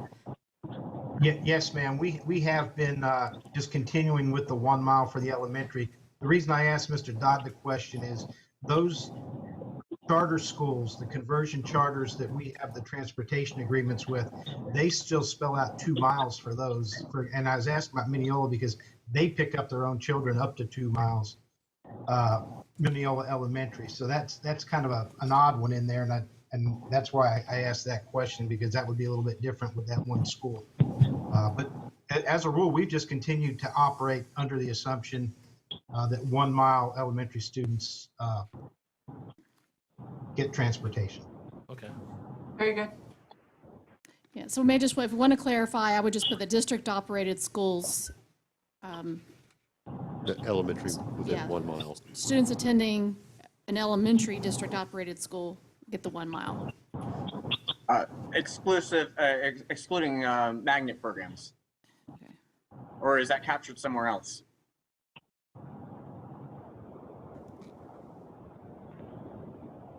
Excluding what? Yeah, I don't know the answer to that. Excluding magnet programs. Oh.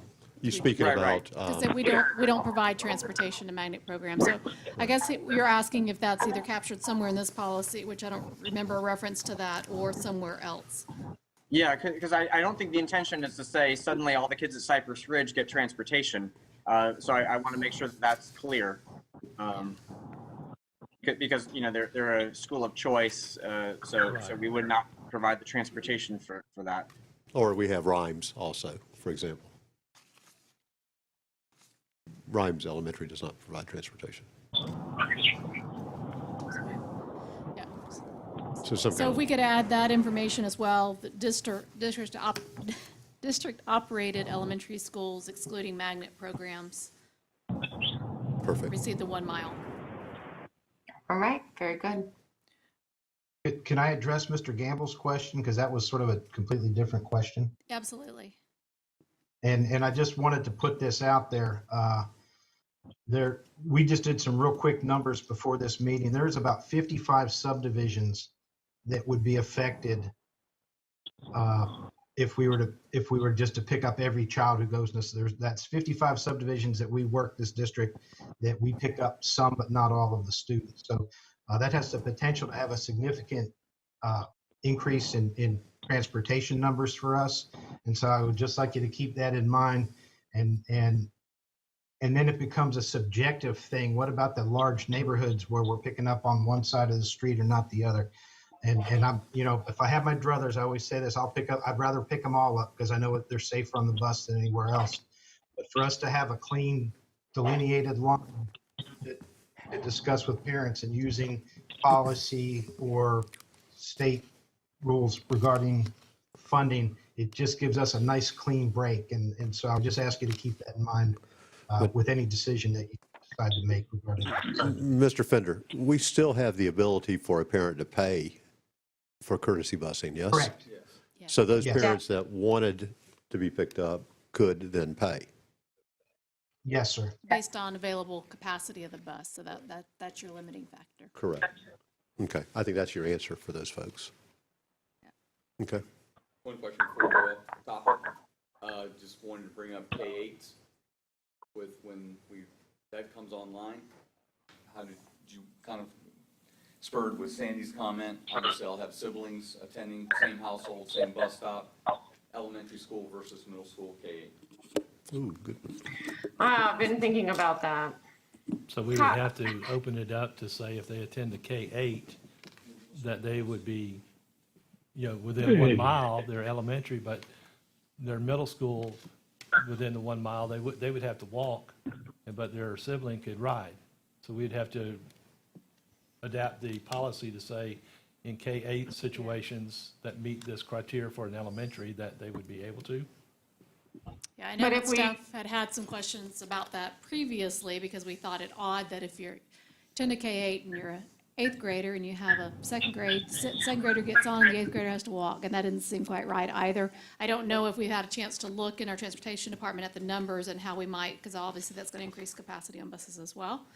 And so, Mr. Fender, I don't know if you'd like some time to look into that and the impacts of moving the K-8 to this policy, or if you've already done so.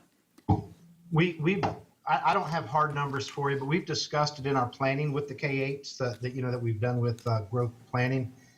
And this is a discussion that we've had. I just think it's a bad optic to leave a seventh grader on the street to walk while we're picking up their third grade sibling. No, we're not talking about leaving and them. We're talking about tying them, and then they would follow the bus. So I think we would just have to figure out a way to make it work. I don't think the numbers would be terribly unreasonable or would be something that we couldn't do. But it is a discussion. I think definitely we have to bring the siblings together on the bus. I mean, end of the story there, as far as I'm concerned. So we just make an exemption for K through 8s versus. K through 8s, it drops to 1 mile. End of the story. Yes. So do we Can want we to add that pause? to this policy, go ahead and address it, or we want to leave that? Well, I just put that out there. Other board members haven't commented. I want to know if we can cost out middle schools, because it's frustrating, especially for people on this end of the county where no new schools are going in, that a kid in a K-8 could go and have busing for middle school, but only if they're at that school. But here, they can't get that. So if we're gonna, can we at least price it out? But it's so we the have an same, idea? Chairman, it's the same bus in this case. We don't have enough buses or drivers now to do it for all of our middle schools. It's not, Yeah, I that don't was think the it's a cost challenge we as were much as. facing before. When this policy came up, we had asked about doing a 1.5 mile for middle school, but it was a bus shortage problem. That is correct. Mr. Dodge, absolutely correct. Mr. Fender, are we still in that same, because it's been many years, and I know we bought more buses, but I assume we're still there. And drivers. You need the Yeah, driver our issue is not buses. I could put the number of buses on the road. We have really struggled for the last 2 years in attracting and keeping an adequate number of drivers and substitute drivers.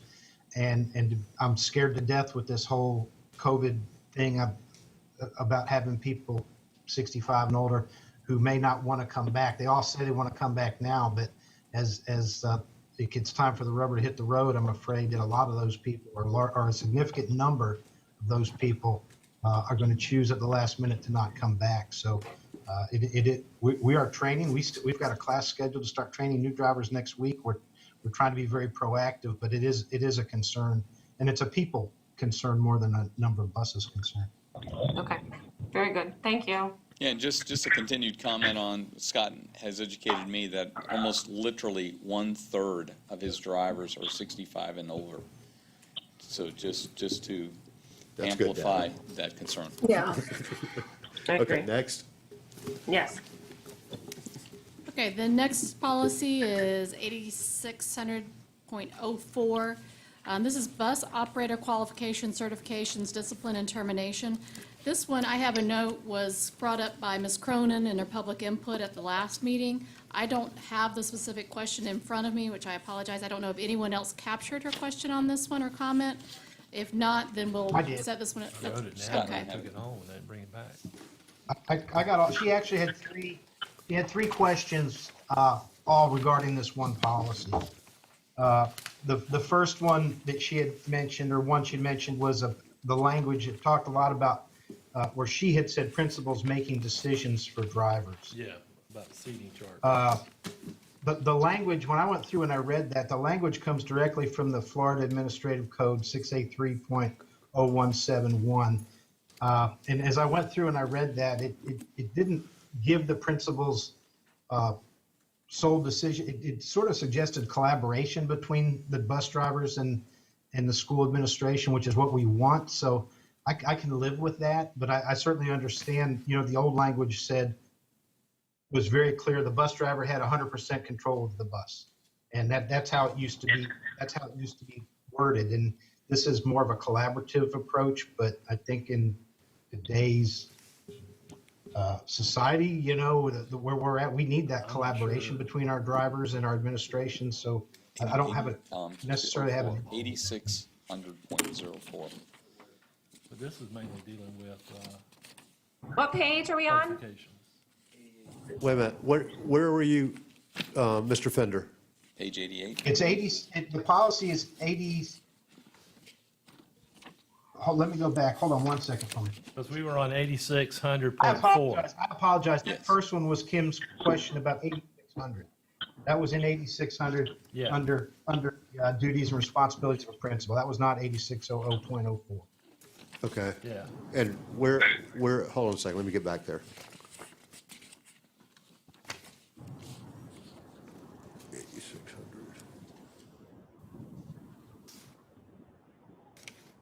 Can you take me to the paragraph? It was page 85, Okay. and she had just referenced several issues about the principal's responsibility with transportation. Okay, thanks. So what are you suggesting? What are you recommending? That I was fine with the language as it is because we have to work collaboratively with the school administrators. What do you think? But I thought she was speaking to, are you speaking about where she's talking about where the principal will come in and give direction of where a student is to sit? Yeah, but I don't think it says direction. I think it says they'll work together, if I'm not mistaken. That's what we're trying to find. I'm trying to find where that is. I don't see it. Okay, okay, go to the next page, page 86, under duties and responsibilities of the bus operator. Okay. Item D, prescribe in cooperation with the principal Okay. the seating arrangements for students. And then item I, maintain order and discipline it says under the direction of the principal on the part of every passenger. And that's because they do the discipline. We do the referral, but the principal or the administrator does the discipline. Okay, I get the I for sure. I'm not certain about the principal doing a seating arrangement for kids. Is that done? Well, generally the bus driver, 95% of the time will do their own seating charts with Right. no input from the principal. But there are times when maybe two kids have been fighting at school, or there's children who are having issues on the bus, and the principal will come in and say, hey, I would like you to sit them up towards the front if you don't mind. Yeah, I'm good with Keep that. them away. Okay, I understand it. All right. And Next. that to me is just collaboratively. And there have been rubs where a driver will say, this is my bus, I'm going to do it the way I want. And that's an issue for us to address, and I've had conversations with individual principals on that. Okay, But we still want to foster them trying to work together. got it. Yeah, makes sense. Okay, next. Okay, the next one, 8610, transportation route planning. Mr. Dodd, you had a question on this one? Yes, there's a line in here that prohibits bus stops from being closer than 1,320 feet. I know that we've got some bus stops that are closer than that, so I'd like to just eliminate this line and allow you all to continue to operate as you have been. Yes, sir. Hold on a minute. Let me go pull that up. I don't. It's on page 93. The quarter mile or the 1320 actually comes out of the recommendations from the state. It's in our school bus driver curriculum, but it gives we have some leeway in the word that's written. It says there shall be a minimum distance of 1320 between bus stops unless an unusual circumstance dictates otherwise. That gives us some leeway both ways, so I don't necessarily have a problem with that. I actually like that because sometimes we don't want to do door-to-door. We can't afford either time-wise or financially to do door-to-door. So that 1320 kind of gives us the ability to bring people out to neighborhood bus stops, and that's sort of what's behind that. And the flip side is you want to have ample time between bus stops for a driver to run their amber lights before they put on their red lights. And this just kind of gives us more time to notify the vehicles from both directions that we're stopping, because if I'm doing that, and that's what the thought process is behind that, sir. Yeah, I just know some of the buses I followed around town. So I know that their stops are within 1,320 feet of each other with no unusual circumstances. But I'm not going to tell you which of those are. I guess that way those kids keep their stops. Perfect. Because I like the way you've got them set up, and I think if you follow this policy, some of those stops go away. I'm good. You can delete the That line. 1320 is in the current policy. Okay, I think we're good. Next. Okay, we're moving on. We're leaving the language. I hear that. Correct. No objections to that. The next one is 8640. This was transportation and field or other district-sponsored trips. Mr. Johnson had a question on this one, and I did as well. If we look at the last paragraph, it says the superintendent is authorized to establish transportation costs for field-related and non-school-related field trips. Transportation costs shall be reviewed annually by the superintendent. I don't really want to be responsible for costing out field trips and reviewing those annually. I am happy to defer to Mr. Fender and his department to determine that. Because I'm not really sure what that includes or what that entails, and I know that Mr. Johnson is on the line now if he has anything else to add to that. Is that not just the designee? Yeah, it is a capital S. Is it in the statute? This is where we need designees designated. Right. Okay, so we're just agreeing that that is a designee. I didn't think about that. Yep. Yep. Next. Let's see. We are winding down here, folks. Could I bring up one other item? Yes. And that's one of the other things that Kim had mentioned was the 86 about the physical examinations given in it. The way the language in this reads is given by a physician designated by the board. At the time we sat with Neola and went through the process, we did recommend a language change, but I don't know why it didn't make it into the final document. Because what we asked for is that, and this was one that Kim brought up, and that's why I'm bringing it up right now. We recommended that it be said a physical examination be given by a physician on the registry of certified examiners, which is what's required by law. We don't have to name the doctor, but we do want to make sure the doctor given the physical is on that registry. And I have that language, and we did make that recommendation, but for some reason it didn't make it to your document. Okay, let's get that added. Yep, let's add it. Okay, next. Is that All it, right. Mr. Fender? Yes.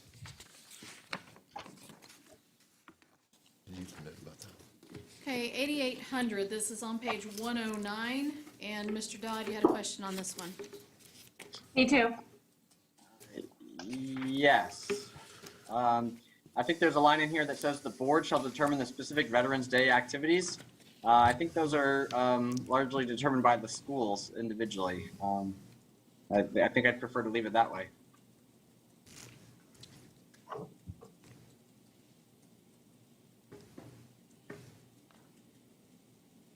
Can you point me just to the line I'm reading? Oh, yeah. again? I'm sorry, it's the second to last paragraph on page 110. Maybe the first part's okay, that we require an observance to be scheduled each year. Right. But then the last sentence of that line, the board shall determine the specific activities to constitute observance in each school after consulting with the school's administrators. Yeah, can we just delete that line?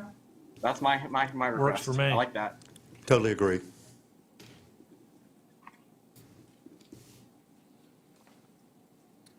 Okay, the next one is. Wait, Dr. Burns had a Oh, comment. hold on, I have it. I have one.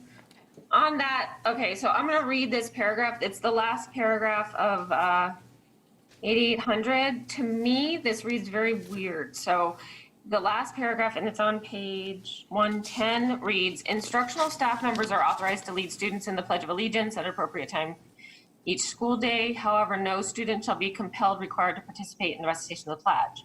Additionally, the board prohibits the intimidation of any student by other students or staff for the purpose of coercing participation. Okay, fine, that's fine. So the board is prohibiting the intimidation of a student by other students or staff for the purpose of coercing participation. The superintendent shall develop procedures which ensure that any staff member who conducts this activity does it at an appropriate time in an appropriate manner and with due regard to the need to protect the rights and privacy of a non-participating student. So when I read that, it reads to me like the person doing the coercing should be doing it at the appropriate time. If that makes sense. Yeah, but I And didn't so I read it. think we just need to rework that language a little. I didn't- Like, to me, I read the superintendent will arrange to have that person intimidated at the appropriate time.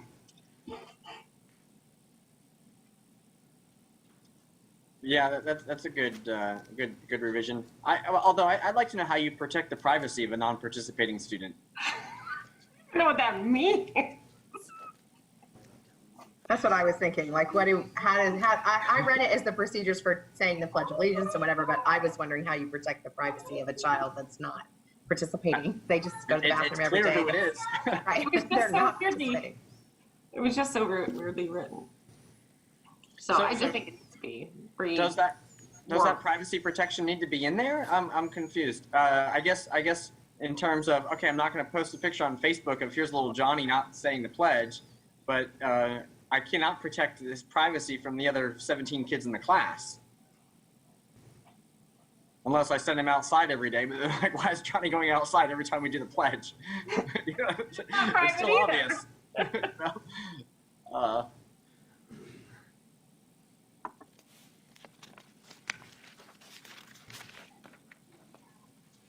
I mean, if you just say who conducts the Pledge of Allegiance, does it at an appropriate time.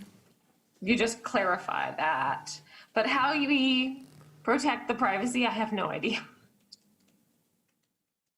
Let's just not put it as part of directory information. I don't think that someone who is, I don't think that you can necessarily protect the privacy within the class, but that you're not going to be putting it outside of that classroom is the intent.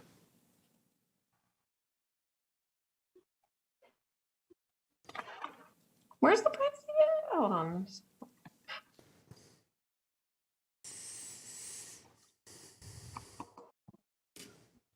I think it just, From statute? I don't know if it's from from statute. statute to try to see if I can find if it says it that way. Because sometimes when they're worded that way, you wonder if it's not just cut and pasted. Right. Trying to find if it, It reads like something that was cut and paste. but I don't see it in a quick glance. I can look, but Okay, well, I'm looking. I think it's an easy fix, you guys. What do you want it to say? If it's not in statute, what would be the fix? You want to take out the, Well, Mark wants to take out the privacy thing, which seems reasonable. I think you just don't publicly shame them. right, Or really privately shame them either. You should not shame the kid. Right. But And then I was that just would- saying, Emily, if you just add, where it says the superintendent shall develop procedures which ensure that any staff member who conducts this activity, if you just clarify this activity to be who conducts the Pledge of Allegiance, does it at an appropriate time in an appropriate manner, then you know what you're talking about. It's just that we had too many. what if I just put who leads the Pledge of Allegiance? Yeah, that's fine, Okay. just to clarify. And then does so in an appropriate time and an appropriate manner, period. Yeah, I think that's fine. And if you don't stand, then you're deported. Okay. Wasn't serious about that.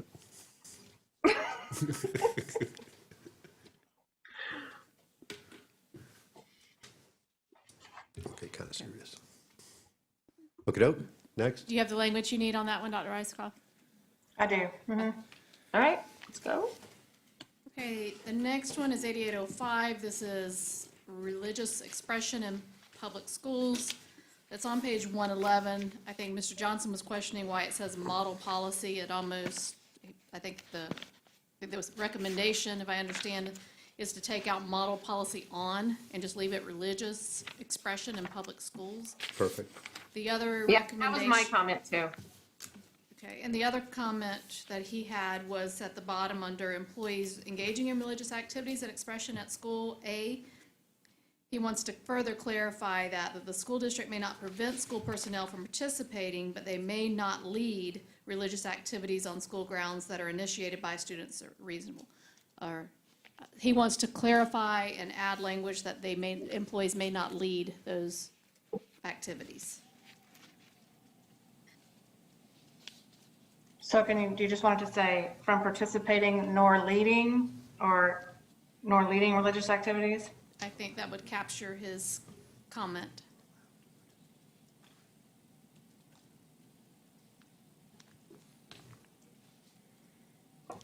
Good. Okay? Okay. The last one that I have marked is the very last policy and is 8900. And this comment came from Mr. Johnson, and he's asking, a quick review of the statute cited does not seem to support the need for this policy. I had one before this, just from when done. I didn't want it to be finished, so sorry. Okay. Do you want All to, right. do we agree on this last one, that we want to eliminate this policy? If it's not needed. I had already marked that one as one I didn't feel like was If it's not necessary needed, to say we're going to done. have a, Good? We Got don't it? need it. Good. okay. Ms. Luke? Miss Luke? I have on my notes 8810, and getting to it, hold on. 8810, hold on, I'll get there. I know, in my notes I have, do we require classrooms to display the flag on an appropriate staff? And I'm asking because I've seen in classrooms where they put the flag on the TV, like in the morning announcements. And so in this policy specifically, it says something about, why I can't get there so fast. It says something about in the classroom, each classroom shall display the flag of the United States on an appropriate staff. So I just didn't know. We display the flag, but I don't know how we display it in every classroom in the district. So a couple of these conversations that we've had, why are we keeping it in policy? That's not our current practice. That's all. So are you wanting to take it off on the appropriate staff and just say that we just display it? Display the flag in the of the United classroom? States. Works for me. Totally works for me. That's fine. That's fine. So so by taking that out, you said they could have it on, just on the screen and then, I have been in classrooms where that's where they have it. It's just up on the TV screen. So they don't when actually you have turn the it. TV off, doesn't the screen go, doesn't the flag go away? It does if you turn it off. A Yeah. lot of people keep it off for the time or for the flag or whatever. But I hear what you're saying, Mark. I just know we don't have a flag in every classroom. So either we're going to purchase the flag of the staff for every classroom, or we just need to say each classroom shall display the flag of the United States. But I don't think that having it in each classroom, it's nice if it's on TV and it's nice if they have it printed, but I don't know that we need to require a American flag in every classroom. Just me. So what do all these statutes refer to? Say it again, Mark. Okay, so it does reference four different statutes here. Is it in any of those to give us clarification? I don't know. I didn't Plus look. the We public have law. we have one of the attorneys here with us that can maybe help us on that. They just came. No, into the room. she's making a note. She just walked in. So if it's not required, then we take it away. Does everybody agree with that? Oh, no, no, Yeah, I'm and sorry. if it is required, then we need to make Get a sure we flag. have them in every classroom. Yes. Yep. Which I thought we did. Okay, she's going to check. I think it is in statute, guys. When I pull it up real quick, I get That it. it's in every classroom? Shall display in each classroom of the I flag. think so. But you could display it, you can display it in various manners. So if it just says in statute to display the flag, then it's not displayed on an appropriate staff. I guess that's where when I read that, I pictured like a flag in a stand and what is appropriate. And so that's why, if it just says display, there's different ways to do that. That's all. Yeah. That it could be displayed. Oh, wait, hold on. Oh, no, it only needs to be on a flag staff if it's for the whole school. Right. On the That's- grounds of each public post-secondary institution. So each school shall have a flag, but not necessarily every classroom.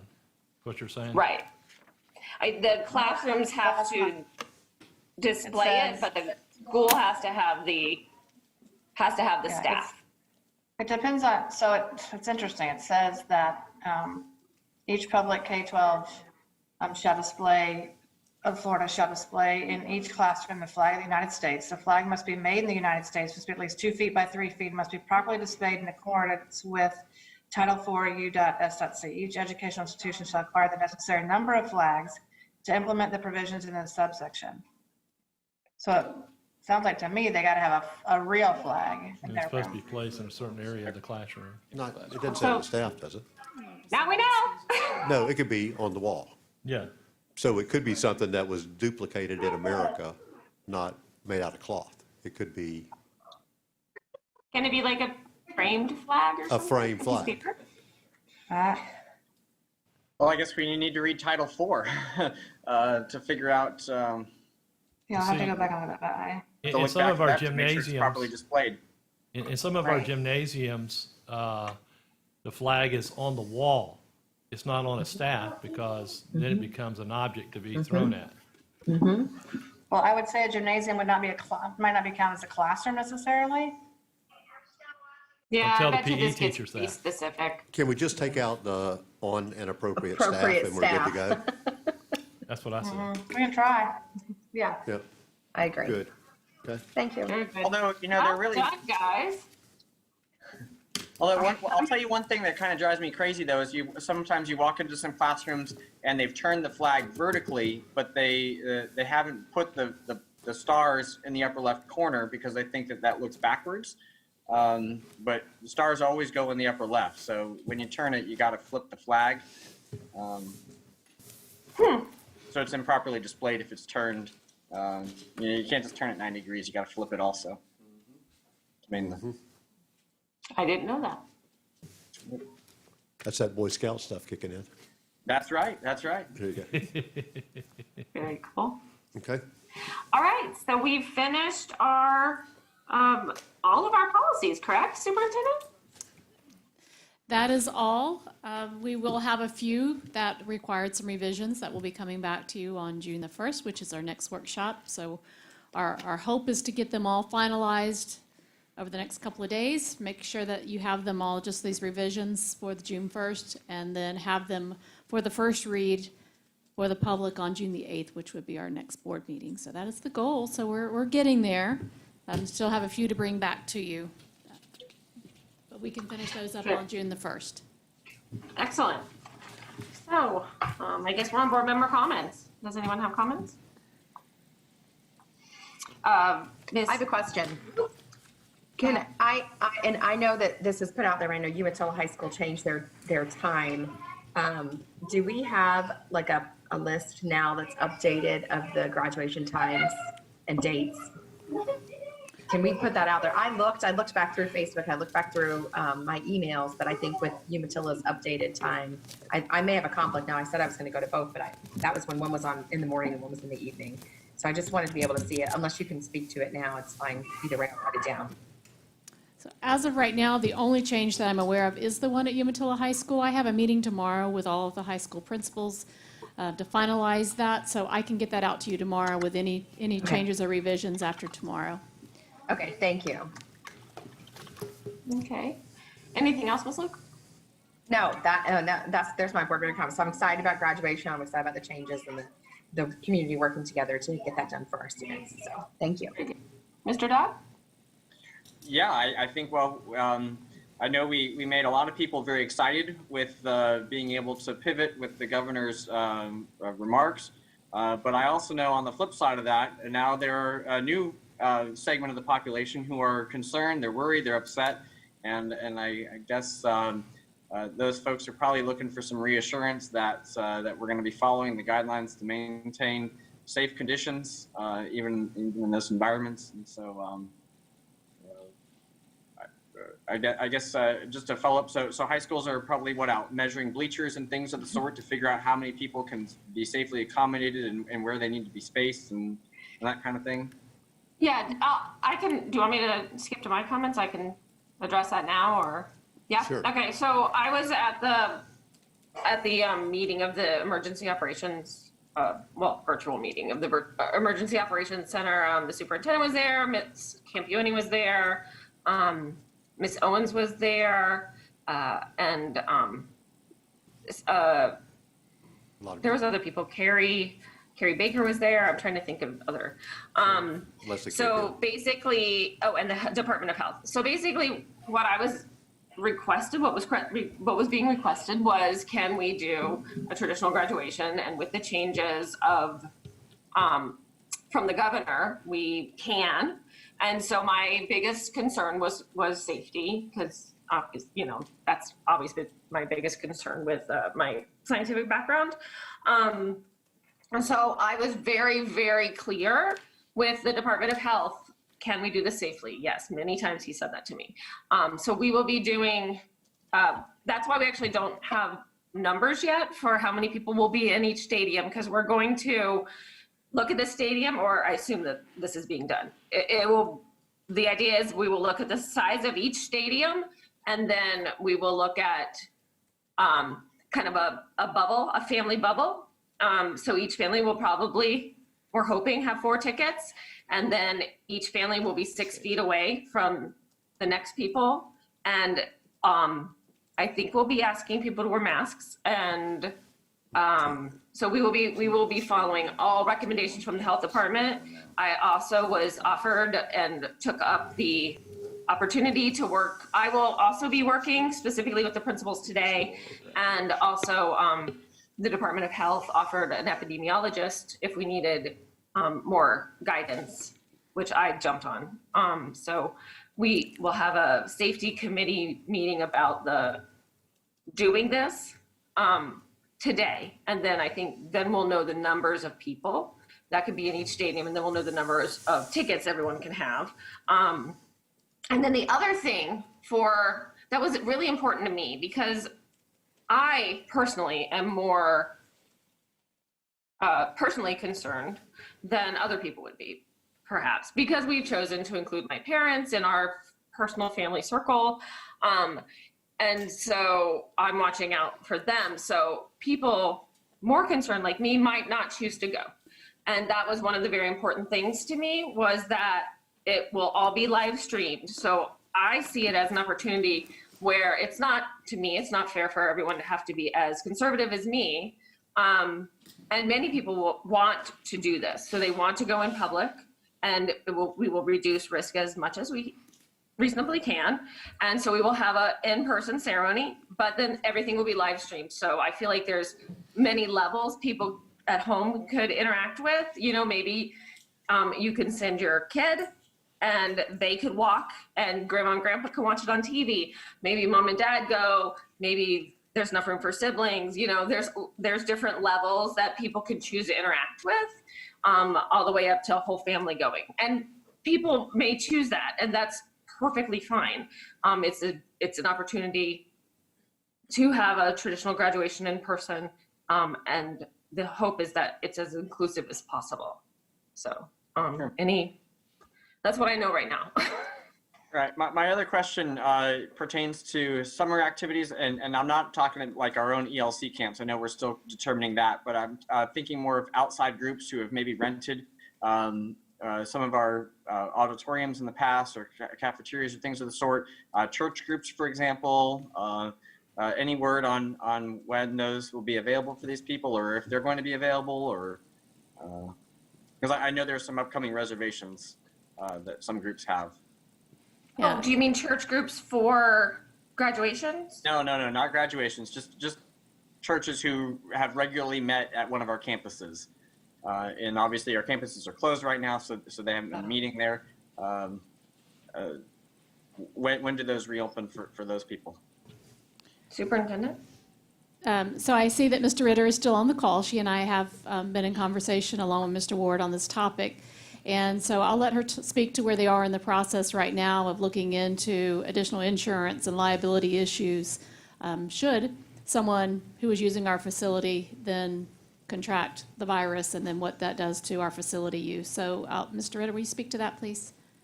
Yes, I received confirmation this morning that unfortunately the tenant users liability policy that we offer our renters to purchase if they don't have their own insurance, I was hoping maybe there might be some coverage for some remediation or professional cleaning if one of our outside groups had an outbreak within their group and we had to hire professional cleaners that could be very expensive in the, $25,000, $35,000 range for just one episode.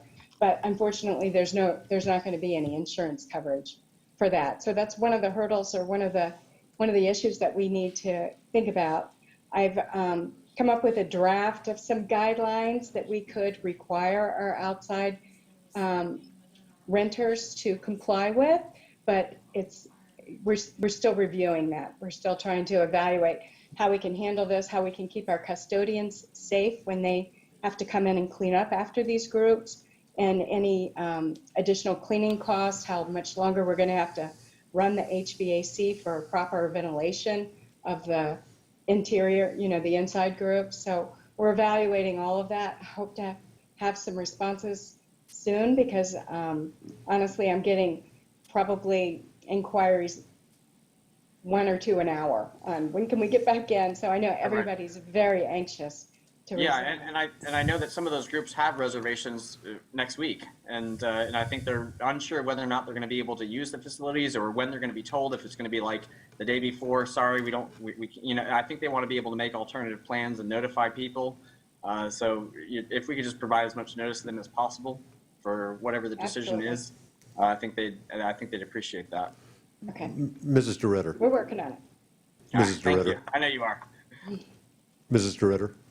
Yes, sir. What is the requirement for this extremely expensive deep clean when we pretty much know how to sanitize and we know the life cycle of the virus? So what is triggering this? You said very, very expensive. What is triggering that?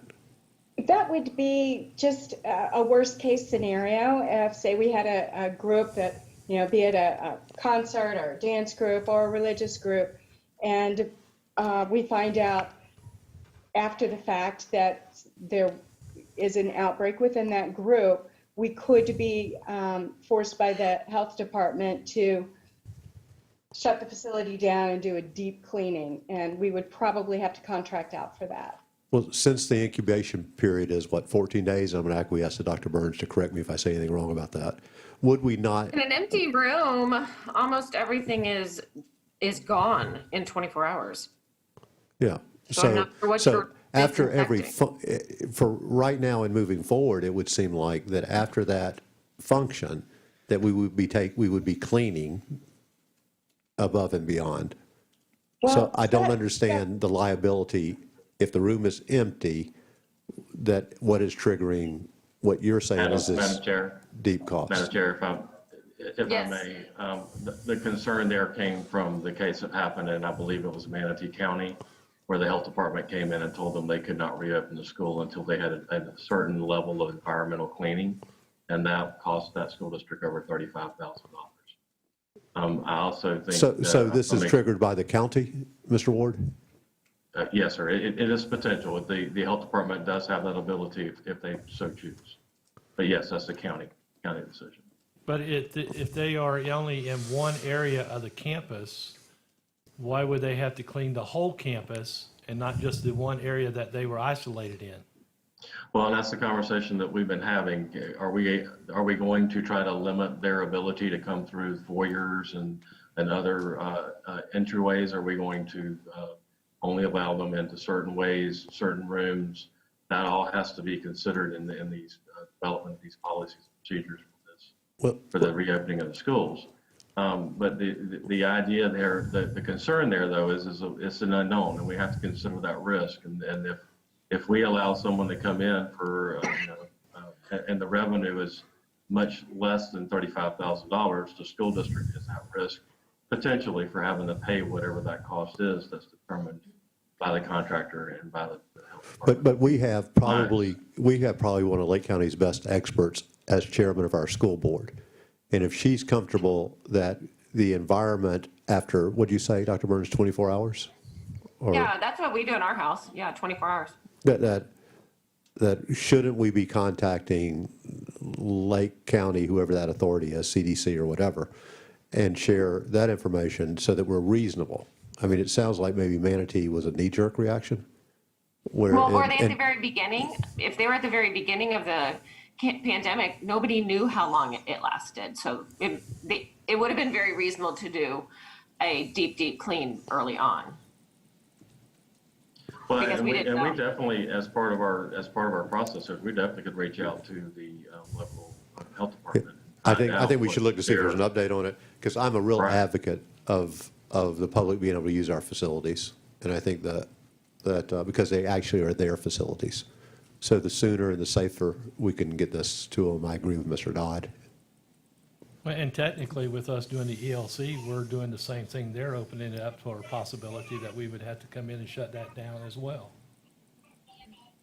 By what we're doing with the ELC program, putting that back in operation, one of those children come in sick, and they cause the same problem as if we were renting it out to another group that would do the same thing. So we would have to, the health department would come in and tell us we got to do a deep cleaning as well with our ELC program. But I just don't know what that deep cleaning, what that even means. Right, I understand. That's my point. That's what I'm saying, but, and I'm looking at what you're talking about, the deep cleaning, but in one aspect, we're doing the same thing by our ELC program, reopening that versus saying we're not going to let someone come in from the outside because we're not sure about the liability on that. So we've already established somewhere a liability on our own. I see what you're saying.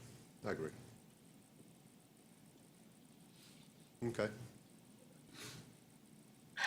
Okay. I know Mr. Ritter's working on it very actively, so we'll let her finish that discussion and maybe reaching out to our local health department for their insight. I know they were tremendously helpful last week as we were talking about the safety protocols that we might need to be in place in regards to our graduation ceremony. So I know that they've come alongside us and have offered their support.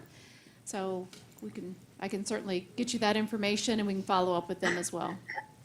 Now, I can say one of the things that we are leaning on heavily with our facilities and graduation is there's reasonably good evidence that outdoors and sunlight degrades the virus. So being outdoors is a significantly decreased risk factor.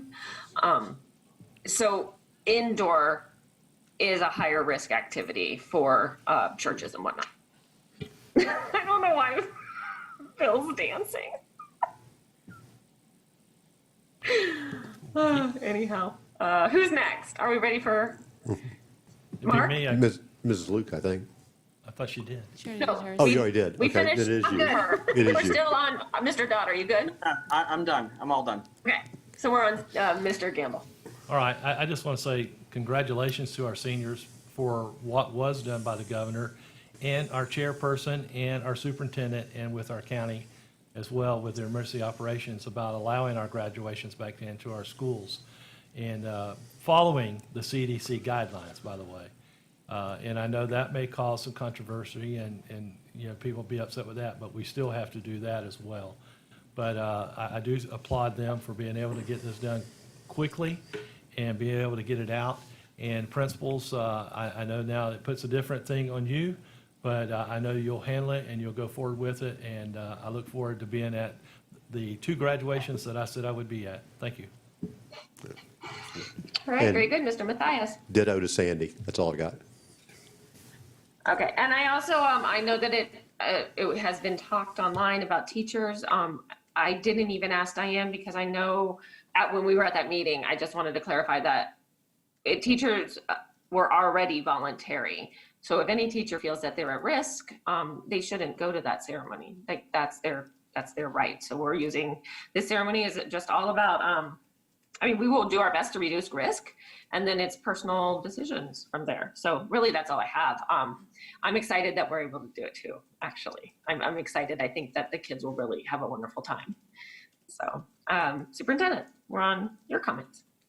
So many of them have already been discussed in regards to graduation. That safety meeting, as you said, Dr. Burns, is this afternoon. We'll be meeting with the health department and Lake Emergency Management and other folks, both at the county level and the district level, coming together to establish what our safety protocols will be for the graduation ceremony. So we should have that later today. We'll get that published for the community.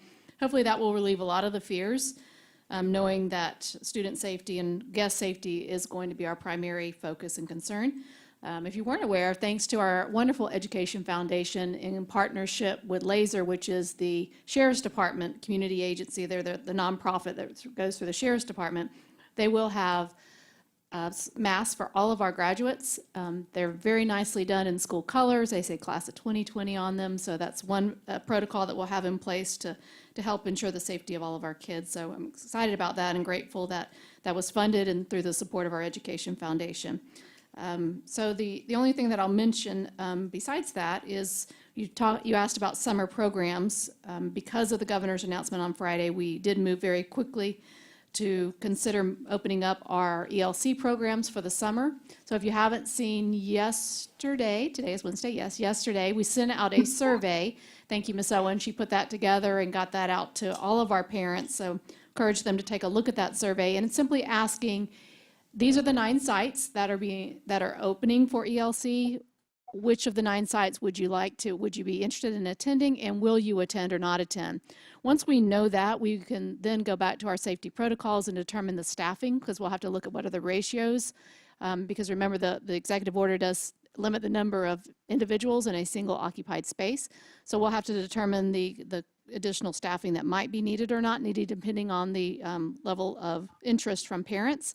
So that's really important. If by the end of the week, all of our parents can give us that feedback, and then we're going to open our programs based on interest and making sure that we are able to accommodate as many parents who would like to return their children back to us for some summer programs. So that is happening. We'll keep you updated on the schedule for that once we get the survey results, but we are moving forward with that. I want to thank staff for jumping very quickly to make those decisions and to get our programs opening as soon as possible.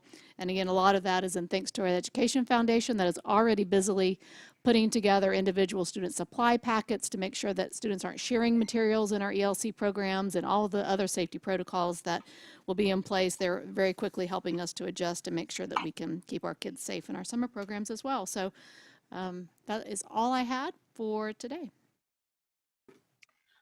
Okay. And do we have an attorney for comments today? Oh, okay. He said no. Okay, fine. Thank you, Elizabeth. And with that, we're adjourned. Would you like to gavel us out, Mr. Matthias?